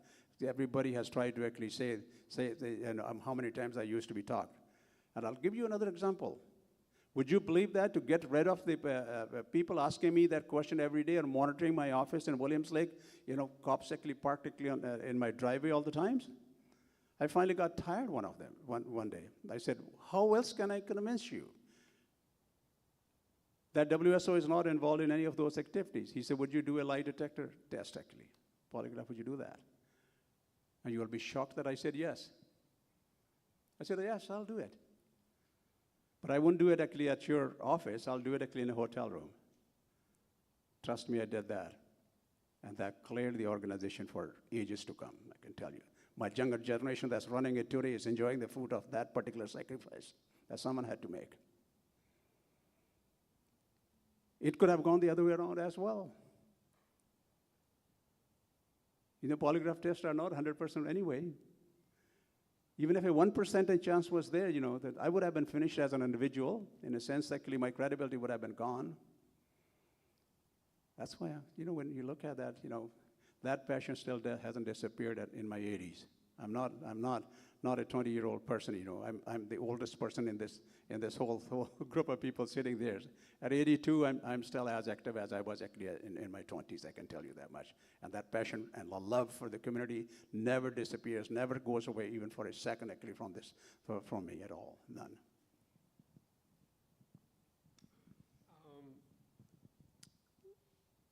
You know, I work with a lot of people who are, some are lawyers, some are poets, some are bureaucrats, some work for Indian government, some work for Indian police also. And what I see is that this is really an individual who has to figure out how to deal with. They all don't feel it's just you. Now I'm going to bring it back to Gurbani because that's the only thing I know from a Sikh angle. We are the ones who say Nirpa Nirvair. Why do we repeat this? So we can become like that one day. It's Nirpa Nirvair comes together, that's why. Fearless as well as not creating animosity with anyone else. Now, very human emotion is that we will have fear. We have to figure out how to confront it. And it is okay if an individual is not able to confront it for certain reasons. I think it's okay. We need to stop looking down on people. Sikh history is not the history of everyone who self-identified as Sikh. Sikh history in our narrative is those who did things, who overcame fear. And we never look down upon those who didn't do it.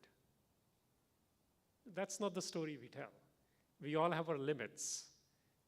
I don't know what I'm going to face tomorrow and what will I do? I actually don't know.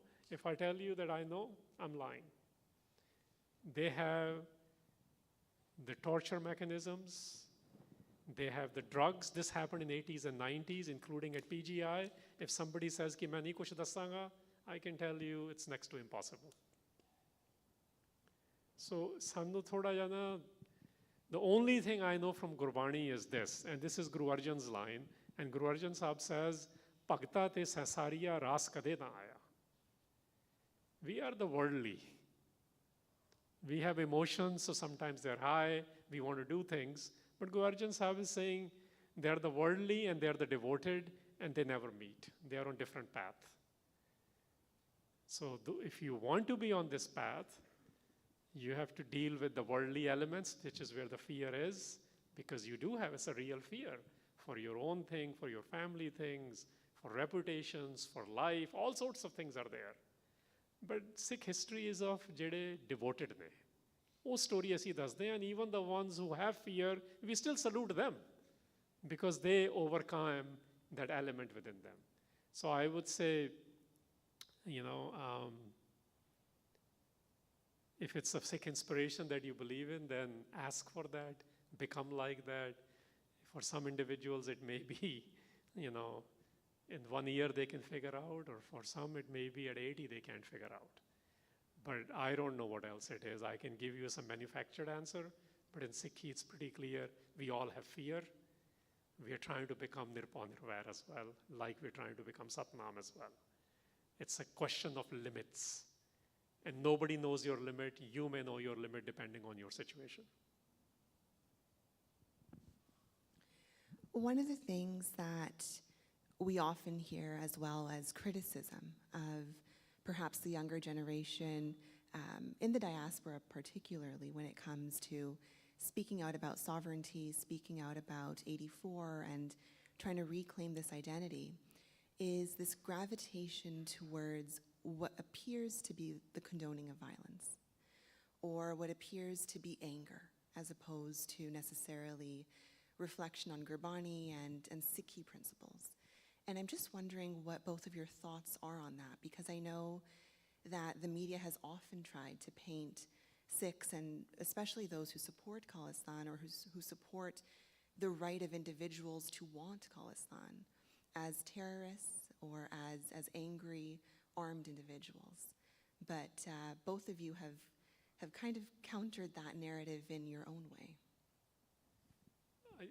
I think it's actually, the world we live in loves to sanitize everyone, not just us. I mean, look, right now you can kill through a remote control, sitting in a basement in Nebraska, 1,000 people, and that violence is sanitized and is acceptable now. That's what drone wars have done. Not just in Bush period, but in Obama period, they did the most, and he won the Nobel Peace Prize for as the sitting president. Because we have sanitized everything now. So what happens is the individuals and communities, and we fall under that community, who are very visible with their arms part, they don't know how to contextualize us too. So we have to work harder to see what to do about this. And part of my sort of mentioning that's why was our word choice needs to be very, very clear. It's not a criticism I have youth. It's actually of adults also. It's anyone. Barney's ideas are not age-based. You know, it's our behavior. You can be a 2-year-old or a 20-year-old or a 70-year-old. It just depends on your behavior, your understanding. So one of the things I would say is if somebody is very, very serious about it, and it's okay if one is not serious, and I'm going to keep saying this, just like on a fear point I said that. Everyone cannot do many things, but maybe pick your battle. And if part of your battle is you want to work on presenting why arms are part of the Sikh tradition, because there are lots of questions about it, because we are saint soldiers. World doesn't understand that model. Most Sikhs also don't understand that model. Even the largest peacekeeping force in the world today has a force. UN exists for peace, but why does it have a force? Why does Vatican have their guards? They had to come up with that for protection. For us, it's built in. So we must be patient with people who don't understand it. We need to become harder at understanding how we are more warriors than soldiers. That's why I like to go back to our own words. Native words are, because soldiers are trigger happy. Warriors are not trigger happy. It changes the attitude. Warriors have a code. Warriors don't have court-martials. Soldiers do have court-martial because they do many messed up things. We know this for a fact. So our code, in fact, if you haven't heard this, I invite all of you to listen to Harman of Rani Tat wrote an incredible poem. I actually tweeted this one today because I've been listening to it since yesterday, which Manpreet Singh sang. And in the beginning of that poem, it's a poetic, aesthetic, Sikh aesthetic way to present what is the role of Shastar in Sikhi. Odi ada ki hai. Odi maryada ki hai. We're discussing other maryadas. Do we understand the maryada of when we carry it? You know, so that's the kind of stuff we need to get into, the Sikh aesthetics of why we carry them. And when the Sant carries it, how it is graceful. When only a soldier will carry it, it is not going to be graceful, whatever we may say. That's our model. And that model works. That model is saluted by Hindus in India as well. I want to say that specifically because many a time this wedge we have bought into, yes, there is a politics of India, and yes, that's a majority Hindu nation, but everyone is not a political Hindu who hates Sikhs. In fact, they are the ones who were making one Sikh guy a Khalsa in their house who would fight like that. So you have to understand that that somehow we are losing that narrative. Maybe part of it is our behavior, and part of it is not understanding this warrior code of the Khalsa. This drenched element of being drenched in the Naam. So to me, this is very, very important, because we can be Sikhs in our own mind. Guru Gobind Singh Maharaj said it, "Mainu nahi koi fark penda what do you think you are, what kind of Sikhs." That's what really the meaning of Rahat Pyari Mujhko Sikh Pyara Na is. It's the lifestyle I'm interested in, not the labeling. So in that lifestyle comes this element. Just so as you overcome your fear, you also will be overcoming how to present yourself as then the kirpan won't be yours, if I can just say it from a Sikh sentiment angle, because I'm dealing with this for last 5-6 years. I thought it was mine, and I was so misled. It can never be mine, because it was gifted to me by the Guru. So when we understand that is Guru's kirpan, it will change the way you do things and how you look at things. When you talk about criticism of our youth or some of the questions that go through their minds, let me clarify. The word Khalistan or sovereignty is not a crime actually to say and call for it. Even Supreme Court of India basically has decided that Khalistan is not such a bad word at all, anyway, that people should be prosecuted for. We live in a country where we have to understand our younger generation as well, and you do, by the way. And I've always believed that a child born today, by the time you're 18, you're almost 36 times smarter than your parents. And the only way they can offset that is by their experience, to be very honest.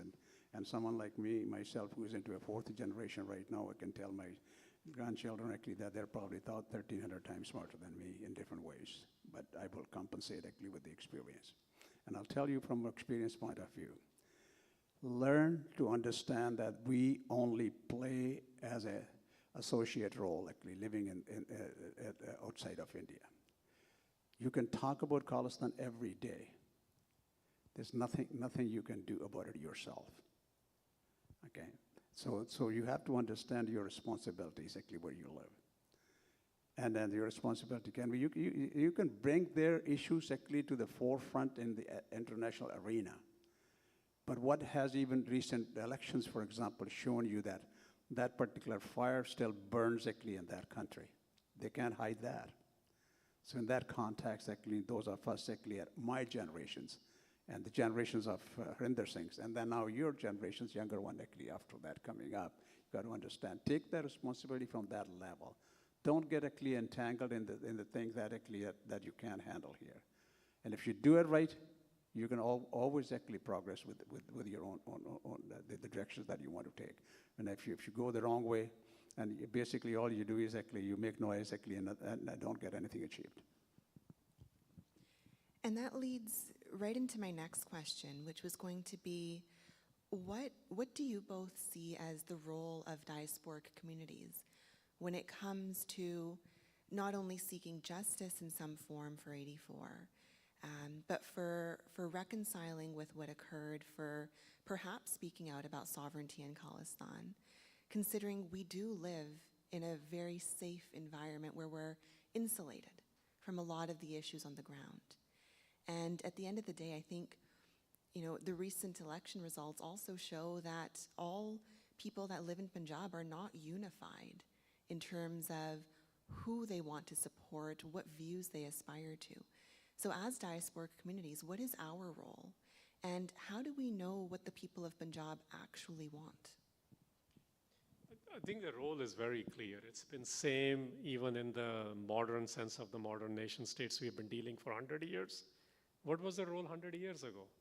We supported what Homeland wanted. We did it back then exactly same from this I-5 corridor from Vancouver all the way to San Francisco. People were fighting for freedom. Some people went from here who joined as militants. Literally, that's what happened. Some people collected money in the first Gurdwara at Stockton. They haven't even built a building. And a person from Indian freedom movement comes there, they collect $6,000 to give it to that person. Diaspora's role is, look, Sikh sentiment le auna main ede ch. I think it's pretty clear. We need to really understand that our role is a support role, and those who want to join, join. You can send money, you can do emotional support, you can create narratives, you can work with whoever will listen to your narrative. That's what we do. When they're suppressing the narrative there, you don't, say it louder here. In fact, I would say for first 20 years, people who talked about 84, they were the brave ones because they were all called terrorists. Now it's fashionable. Now political parties of Punjab, every single one talks about it. So it's not, so this fear factor which we were earlier talking about, I think it's a little bit unfounded. Khalistan has not been illegal in India for more than 20 years now. Political parties are registered under it. It's a disinformation which the government of India uses as a propaganda tool to create fear.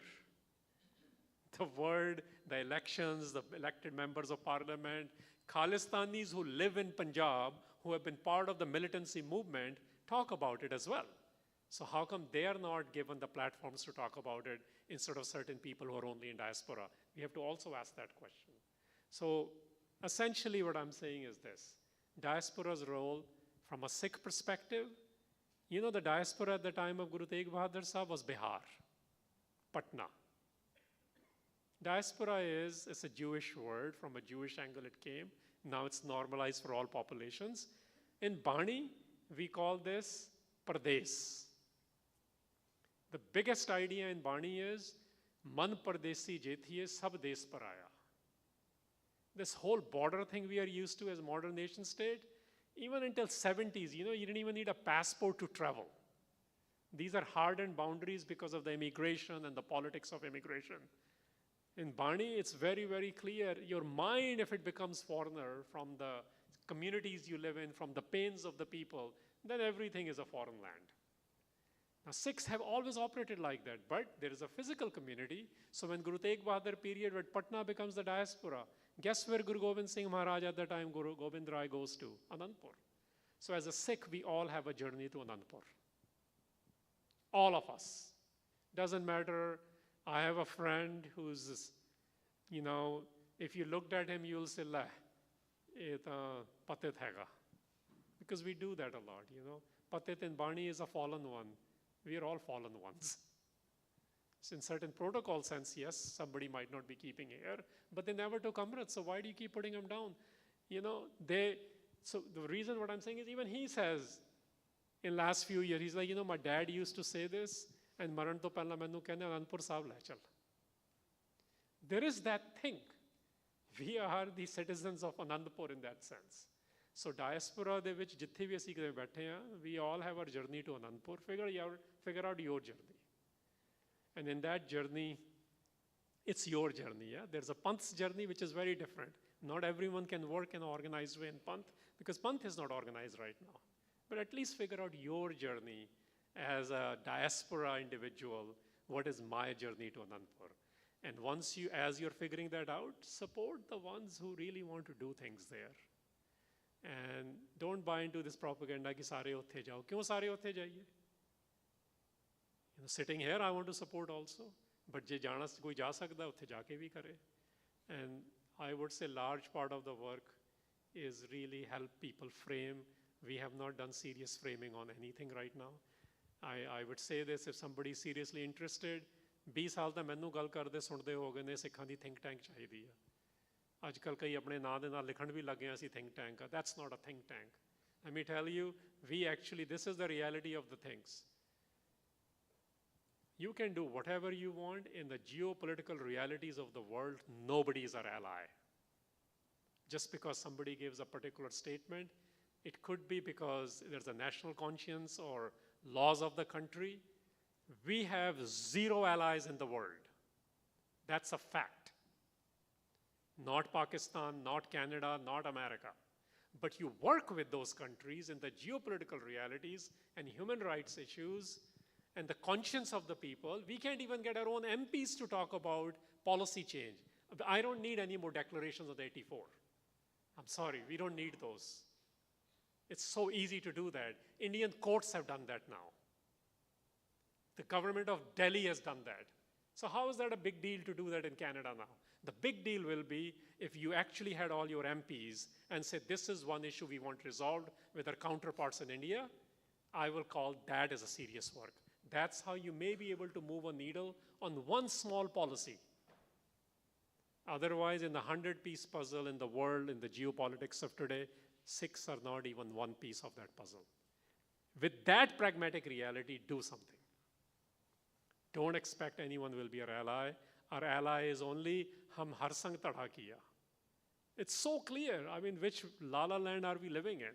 But yes, as a Canadian, you can work on certain things. As an American, I may work on certain things. But that doesn't mean they are our allies. They have no reason to be our allies. Everything is trade relations and defense relations. NSC of America, we are not on India's top 10 list. Human rights is just not there. And we think they don't know what's happening in India. Of course they know. They're the ones who didn't give visa to Modi for 10 years. But it is not on their priority. That's the pragmatic reality of the world we live in. Trade relations matter everywhere. Human rights don't. It's not just in the case of India. Look at Russia, China, Saudi Arabia. So I've gone a little bit extra here that we really need to become real with the countries we live in, the governments we work with, and see if we can move one small needle by building allyship. We really got to learn how to do it. We actually haven't done any of, we have done mostly ceremonial stuff. We have not worked on any policy development work.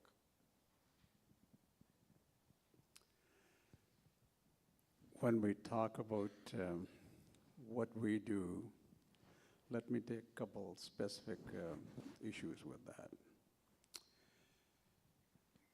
If we need to really propagate for the cause, Sikh cause, your personal character has to improve.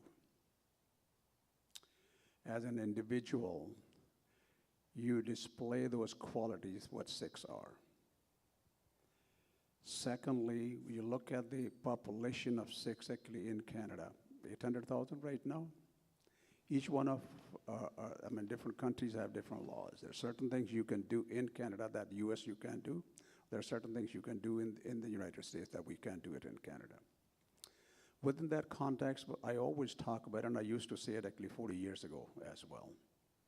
If each one of us took upon the responsibility of educating 10 people, 10, multiply 800,000 by 10, how many people you can educate actually of our cause? You may not get people actually to come out actually and support your Khalistan movement, but you will get people to understand what's going on. Not only make your life easy, but also understand the difficulties that the community faces actually back home. I think if there's any lack, it's more in that sense at least. You know, as my personal observations, you know, even from the times actually we were 40 years ago, we were able to make inroads with the bureaucracy, for example, where the laws are made. I find that our current organizations actually are lacking that. They're not able to make inroads actually with the bureaucracies. We talk, there's no question about it. It's not the politicians who make the laws, it's the bureaucrats. I understand the process really well, I can tell you that. You know, it's somebody else actually who does it. Our focus here seems to be in Canada, at least that I know of. Let's become an MLA. Let's become a cabinet minister. Let's become an MP and then become a cabinet minister. That seems to be the end of their life. For heaven's sake, why don't we look at it, let's become a bureaucrat. Have you ever looked at actually in Canadian systems? How many deputy ministers are there? One. Why haven't we done anything there? Why haven't you actually made inroads in that sense? Actually, because you haven't taken upon yourself any of the responsibilities. Basically, all of you want to be good politicians. Yeah, that's fine. I mean, and as a backbencher sitting in Canada, it's basically a rubber stamper. And true, at least in the American politics, their Congress actually they elect only for 2 years. You know, people go back to their constituents every 2 years. They have to be able to at least pick up some ideas actually and represent them. Here, you don't. And we can talk and elect about any number of actually Sikh politicians. Sure enough, they've done some good things, but others, you know, they have not even spoken on. But I think your focus as Canadians, have to be more on the bureaucracies and roads, especially as an organization, whether that happens to be you, our organization here, Sikh Heritage, or it happens to be the World Sikh Organization, or any other national organizations, or even a small organization, even a Gurdwara for that matter. Make inroads, make policy suggestion. And second part that we need to really get involved, do educate your own peers or your own children as families, your own siblings, actually, on the issues that go on every day. I don't think we do that enough. Because you shy away because you're fearful of talking about it. Someone says, so if you talk about this issue, you won't be able to get visa. True enough. I was barred for 38 years, not able to get visa. Fine. They didn't give me visa for 38 years, so be it. When they gave me, that's fine too. You know, but the issue is actually that you really have to commit to yourself. I think we're talkers, we're not the walkers. You got to walk the talk. Walk the talk. That's what we got to do. I think that's where our focus has to be. Can I add one more thing? Back to the diaspora's role. There's one thing I left out, which is, I believe, very important. I think people who are in the positions where they have mics or where they have media access, and they need to really be restrained. They have to exercise restraint. And the reason I say this is, diaspora is only 13% of Sikh population. I want you guys to understand these numbers. Please bear with me for a second. Punjab, Sikh population in Punjab of the total global population is 70%. You know where the other 17% is? In the rest of India outside Punjab. We don't understand what is happening there even in last 2 years. Our irresponsibility here not being focused on and ask, like we can't even focus on the question and our organization, what justice are we looking for? We just say we want justice. Our asks are not clear. We give irresponsible statements. In last 2 years, I know at least 15 Sikh communities in what I call Inspora who have been displaced, and we don't even know what's going to happen with them. So responsible statements are important. Talk less, do more kind of thing. But if like I said, all of us can't do it, but those who are doing it, I'm saying this to them. You gotta exercise restraint, and your asks have to be pragmatic and very short list, 1 or 2 things. I can tell you otherwise it'll never happen. You can pass as many resolutions as you want. That's just to please your own circles. And my final question before we move into some questions from the audience is, when you look at where we were 40 years ago to where we are now, what do you see as the biggest challenges for the Sikh community in the next 5 to 10 years? And what advice do you have for today's generation on how to address those barriers and overcome them? I think I've noticed a big change, to be very honest, last 5 to 10 years, actually, with the younger generations. You know, they were isolated before, not as interested, actually, and now I find that they're taking a lot of interest, actually, in knowing what's going on in the world and within the Sikh communities. And I can only exemplify, actually, even on the Sikhi aspect of it, you know, you see the adaptations, actually, into the Sikh values and practices. Sikh people are becoming much closer to their own origin, actually, of their religion type of things, and I understand that. But I think the changes also of, again, I put a lot of emphasis, again, over and over again, is educating themselves, at least, and they feel that, hey, it's their responsibility. You understand the system with social media. That was not the case with us, you know. So when we were running the organizations, actually, 40, 50 years ago, when you think about it, you know, we used to write letters. Can you believe that? We were writing a weekly report, then mailing it, actually. It'll probably reach somebody in a week, and then they'll read it and respond to you, or you made a telephone calls. I mean, it wasn't a fraction of a second, actually, you know, right? Twitter's actually right now, while we're sitting here, I don't know how many of you would be doing that as well anyway. You know, so I think the time has, the social media impact has changed. The messages get around the world, actually, much faster, actually, than.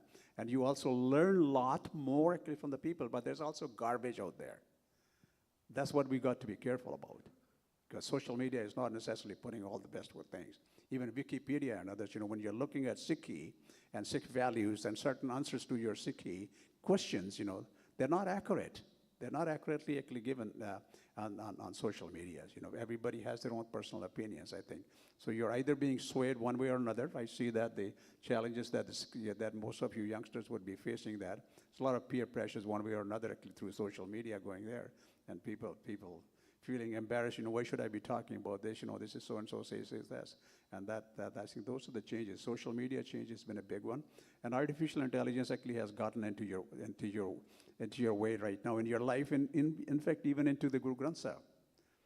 If those of you who are using Chat GPT, I'm sure you can see that. Ask a question, they'll tell you on Gurbani. If there's no Shabad, it'll create a Shabad for you. That's a huge problem for you as well. When it's happening, I do that quite often. In fact, I don't even use 3.5. I use 4.0 right now, the latest one. So when I use 4.0, I'm looking at that, put that, okay, it's a bit more advanced. I'm saying that, okay, what is it telling me? It's telling me half of the Shabad is right, and the other half is wrong. So it's just manipulated it, actually created Shabad for you. Those are some of the challenges you're facing too. I think changes have come. That's a big, big, big change in our lives. Watch out. Watch out where it'll take, actually, Sikhi. So in the context of 84, I would say there are two things I've noticed. One is that our individual capitals have really increased in the community. What that has done is it has made us more complicit. That's where the risk and the fear question also comes in. Because when you are more well off, you become risk averse. It requires more work to not be risk averse because you have more to lose.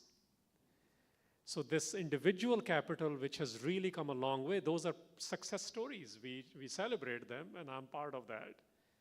But this is where the challenge is for the youth, because earlier you will have few millionaires. Now people in 30s are millionaires, right? So they're going to become billionaires soon. And unless some of them become, as we say in history, कि उन्होंने सब कुछ वारता, अपनी कोठी वारती, सोने दी मोहरां बिछातियां, यही सखियां सुनाते हैं ना. We need some of those to happen again. And it will only happen if you're not complicit. Otherwise, we really do become complicit. I'm seeing this now. So that's the part where there's a forewarning.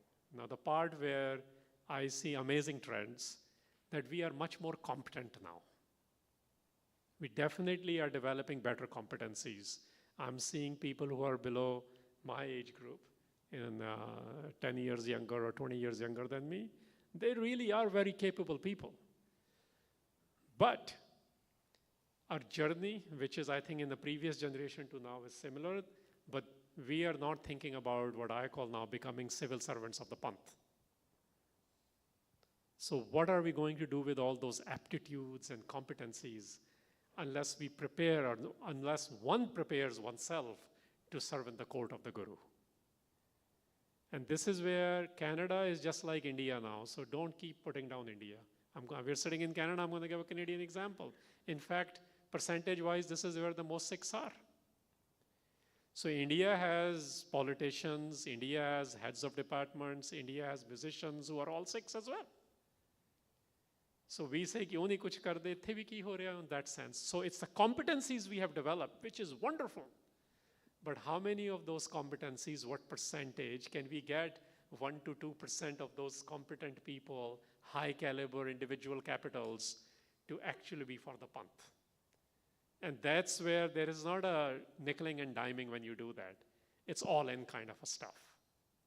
And when I'm hoping that there will be some groundswell for that, I'm hoping that there will be some tipping points in individuals, that those competencies at the highest level, the funds of the highest level, it is not for their family or their network anymore. In some cases, in few cases, I'm saying 1 to 2%. Then you see the change. Right now, it is part-time, feel good, less than 1% of the work is there. those utter competent people. There are only two things you need to get done. And the good news is we got both now. So when you take the money and the people, like not this 2 million, 10 million, when we can have a $500 million fund and 500 people, and in my opinion, we need 100 lawyers. Education always follows the legal victories. Keep that in mind. You can keep educating. If you're not willing legally, you're not going to get anywhere. That's the nature of the world today. If I had that, I would be hiring 20 competent lawyers, extremely competent lawyers, ਜਿਹੜੇ ਮਤਲਬ ਧੱਜੀਆਂ ਉਡਾ ਦੇਣ globally. We don't have that. But don't they exist? Yes, they exist. Don't we have the money? Yes, we do. But it's not concerted. We do small stuff. I work with INSAF. I worked with INSAF before INSAF was founded. I know how the work gets done there. So if we had 20 competent lawyers and we had a $20 million budget for it, you see the game change, including in India. So that's the thing. I think we have developed investments, monies, we have developed competencies, that synergy, this ground is ready.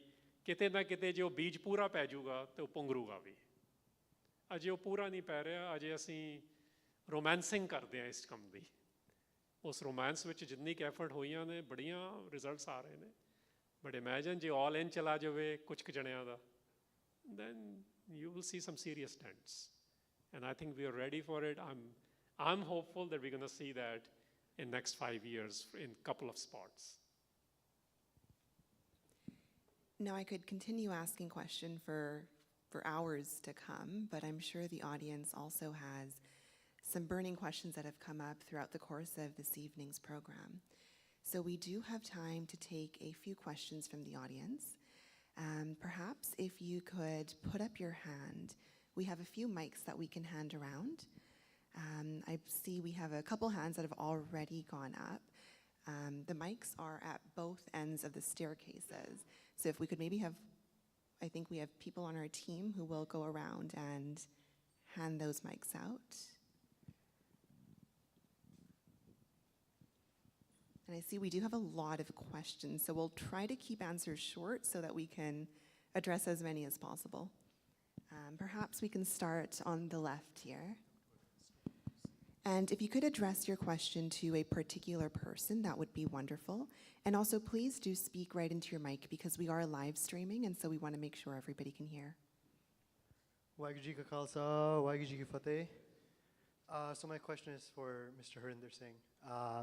So I'm really interested in the medium of film, and we all see a lot of stories, whether that's about the Holocaust or minorities and other world issues.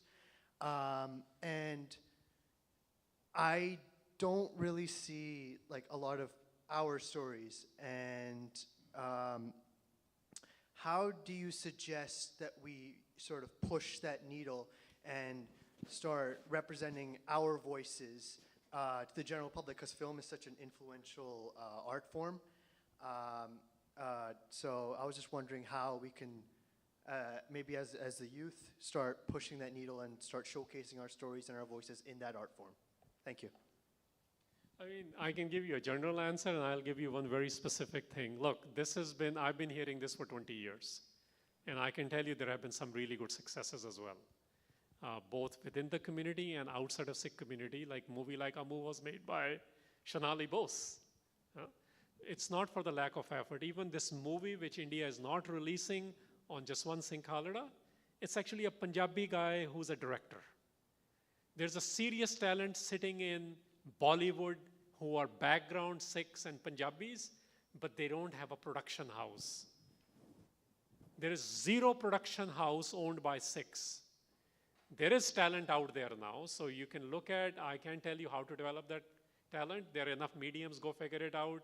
You can experiment, whatever you want to do. But I'm saying even when there are about 100 people who got serious talents, who can make great movies, because there is no money behind it in the production house, that movie is sitting there. You know what's going to happen there? Either he has to compromise or buy that. He can't buy it because there's no production house. Production house is what producers are. You need some serious funds. The talent is not a problem anymore. It used to be. It is the investment in production house. And I think we had a question in the middle as well, just right there. Thank you. Waheguru Ji Ka Khalsa, Waheguru Ji Ki Fateh. I have a question for Harinder Ji as well. So in the panel, we have recognized that there's need for education and also lack of access to resources which are credible. So what are a few resources that you'd recommend to us as an audience to learn about the contemporary Sikh history from 20th and 21st century? Contemporary Sikh history resource online, man. I would say anything I say will be incomplete. So let me say that we got to start with the books first. Start reading. If that's what you want, read books. Social media can give you certain things. One thing I didn't mention, and I'll mention it here, another thing to celebrate in last 3 years, the level of political consciousness of Punjabi Sikhs has gone very high. I see the arguments and I love it, even if I can't handle an individual because their demeanor is not right, but the knowledge level has really increased. So this is something to celebrate. You know, we are buying books, we are reading more books, read more books, read and listen to less spinning. Like I'm spinning right now. You don't know my agenda. Spinning, bahut zyada, because we live in a culture of spins. This is why most of the cable media ki haiga, oh spinnings hagiyan ne. You know, the investigative journalism has died. So similarly, the good writing has died. I know an author who has 50 books in 40 years. You can imagine the caliber of a book, right? So read good books, read historical books. If you are interested in one book in Punjab, if you want to learn about Punjab, I'll do one recommendation. As to what has happened since 80s to now, I recommend Amandeep Sandhu's Fault Lines, Punjab, the Fault Lines. People who have done serious understanding and then written without any hesitation. So, is tarah di kitabaan padho. Do we have some more questions from the audience? I believe we have somebody in the back. And then our second question is at the front here as well. Waheguru Ji Ka Khalsa, Waheguru Ji Ki Fateh. I'm just going to sit down. Sorry, meri lat dukh diya. Mike, I haven't fully formed the question. And thode dona waste, it's for both of you.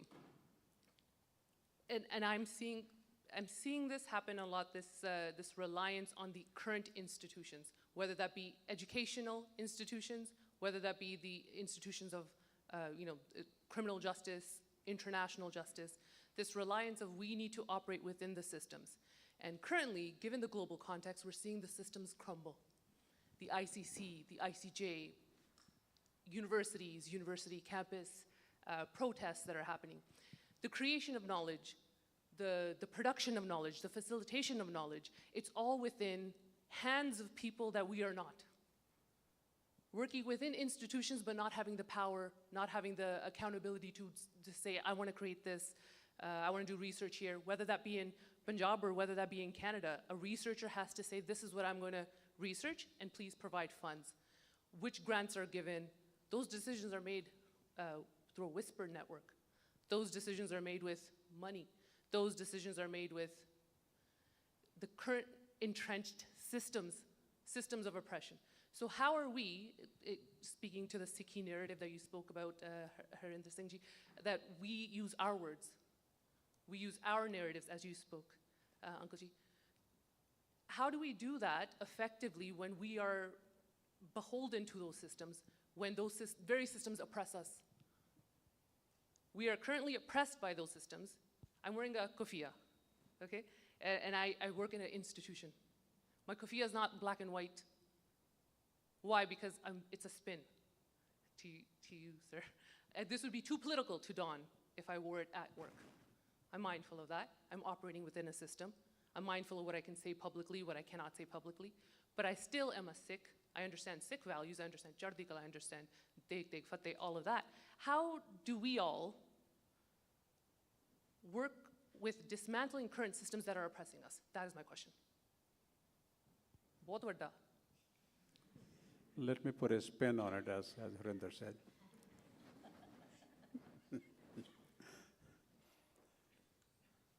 If you are thinking of any public universities or private universities to take up the cause of research, it's not going to happen.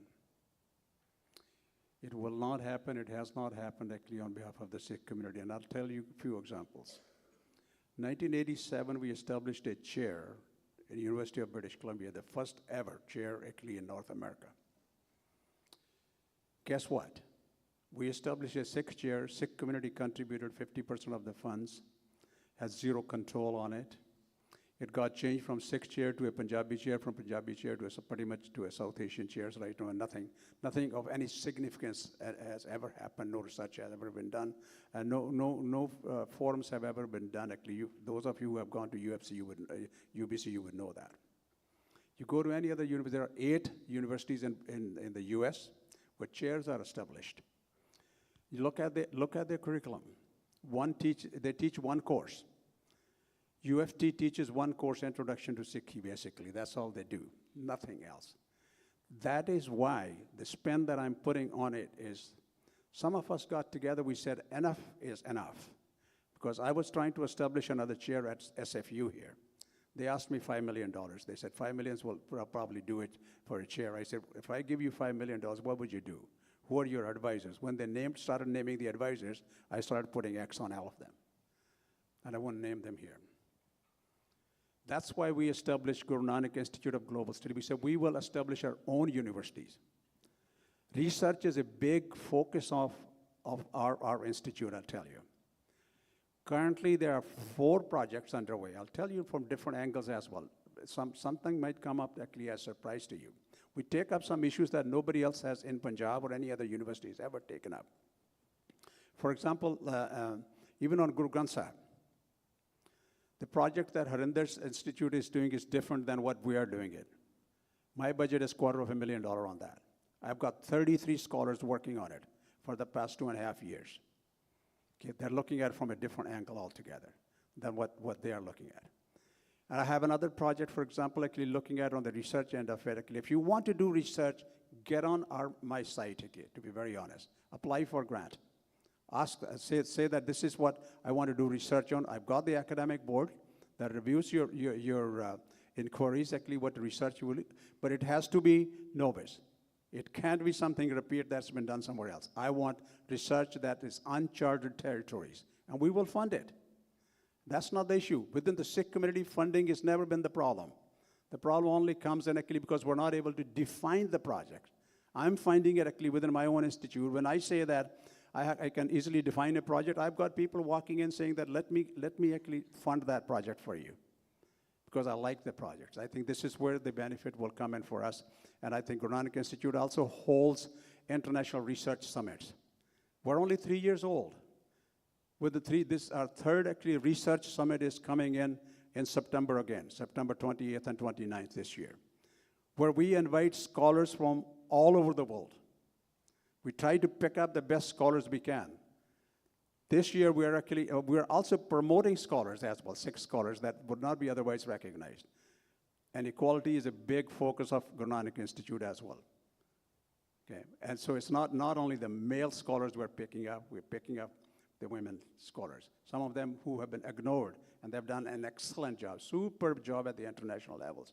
So I would say, yes, there's a limitation, and you're never going to get funding because I'm funding a project with the University of Victoria right now. Would you believe that? Because they couldn't get funds. And that project is on international students.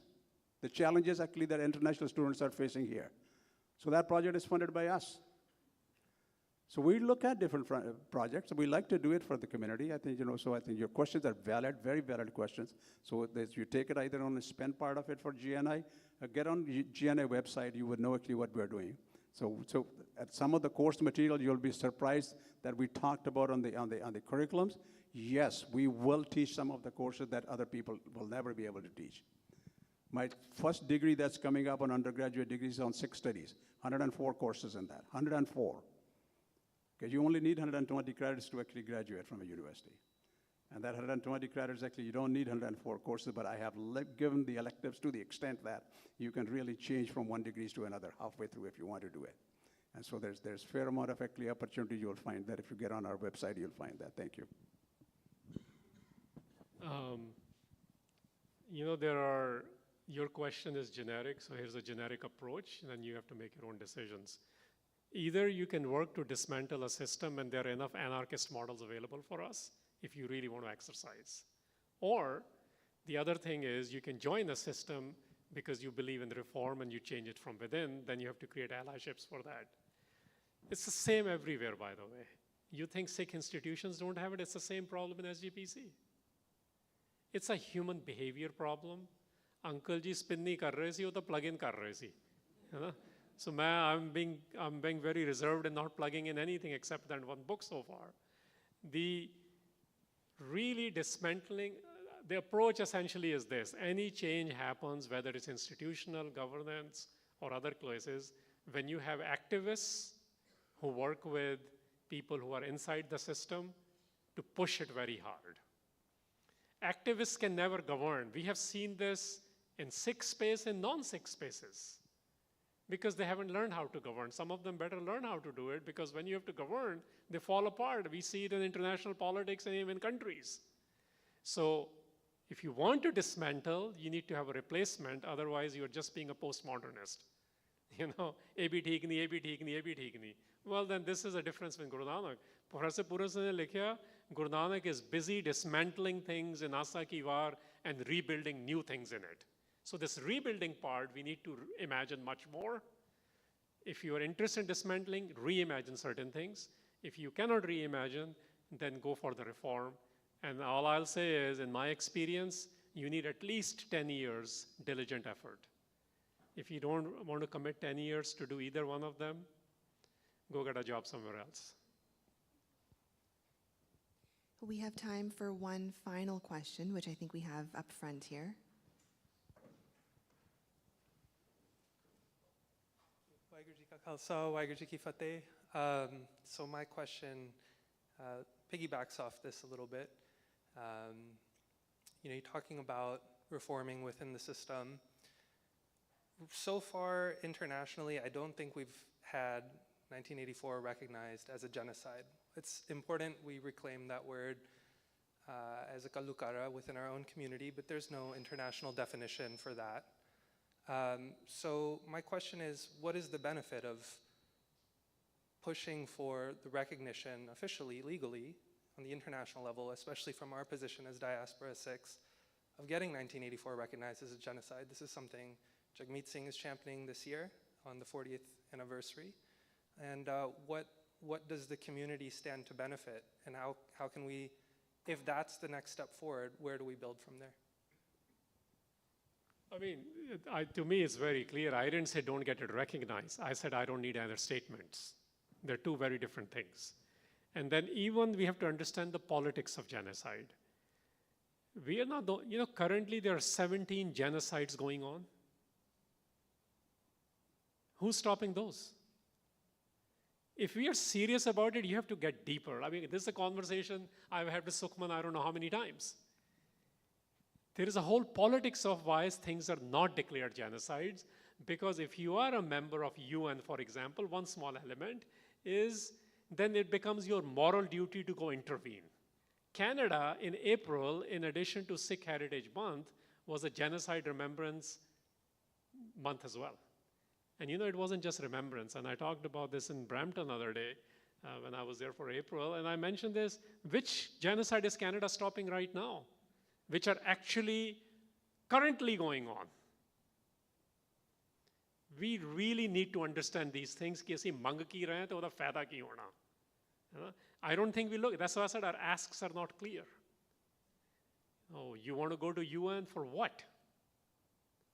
Do you even have capacity to translate those in 6 languages so members can actually understand what your issue is? We really need to dig deeper into it. This is, early stages it was fine. Jo Uncle Ji das rahe si, I remember this in late 80s. Body efforts hoiyan sigiyan. मैं आप ले जांदा रहा एक lawyer ਨੂੰ ਪੰਜਾਬ ਦੇ ਅਜੇ ਮੈਂ college ਚੋਂ ਵੀ ਨਹੀਂ ਨਿਕਲਿਆ ਸੀਗਾ. But we learned this, that we got to know what our end game is. So Armenian genocide was acknowledged in US. Did any policy change happen? So we have to start looking at which recognition from which platform, and if that recognition comes, what interventions will come. If none of that is going to produce anything, even the Prime Minister of India, who got elected for the third term, in 3 years ago in Hoshiarpur, stood there and called it a genocide. Indian Prime Minister, Mr. Modi, calls it a genocide. Indian Defense Minister calls it a genocide. Did any policy change towards 6? So acknowledgements are important. They're part of series of things, but we better know our end games. We better know how it's going to change any policy decision or interventions. Because even in non-Sikh cases, there is zero intervention in the world in the 17 genocides happening today.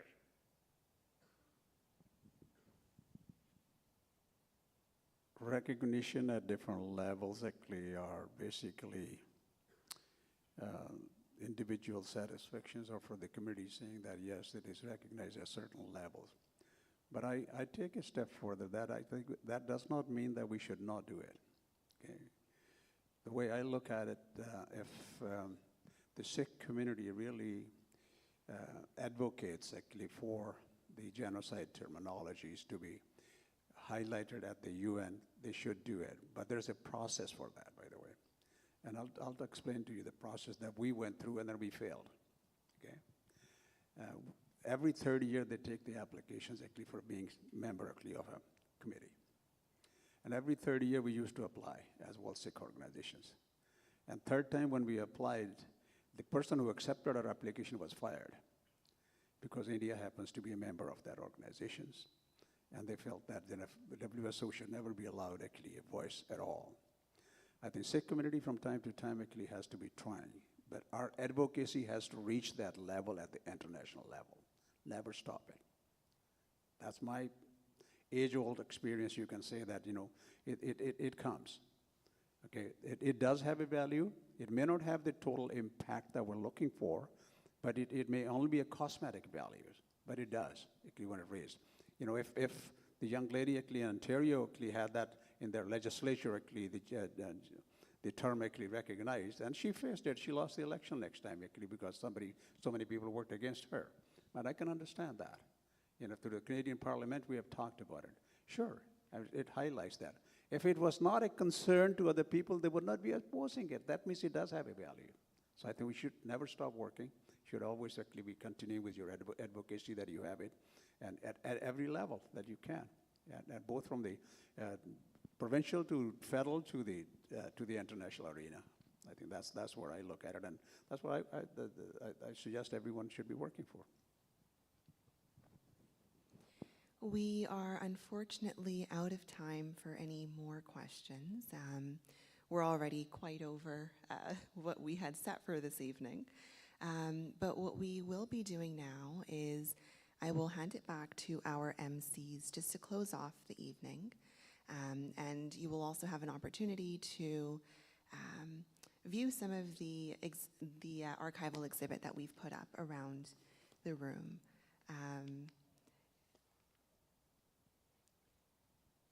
Or in the interest of time, I suppose I can close it off. So thank you, everybody, for taking the time out of your busy weekend schedules to join us here today. It's not an easy conversation to have. I'm very, very thankful to both of you for joining us, for being open with the questions, and for pushing the bounds in terms of what we should think about, what we should take home with us. And I hope that this has been an opportunity for everybody, either listening in virtually or in the room with us today, to reflect on what 84 means to you. What significance does it have in your life? Have you reconciled with what justice is in your vision for the future? And what steps are you going to take to get there? With that, I would thank you all for joining us tonight. Waheguru Ji Ka Khalsa, Waheguru Ji Ki Fateh.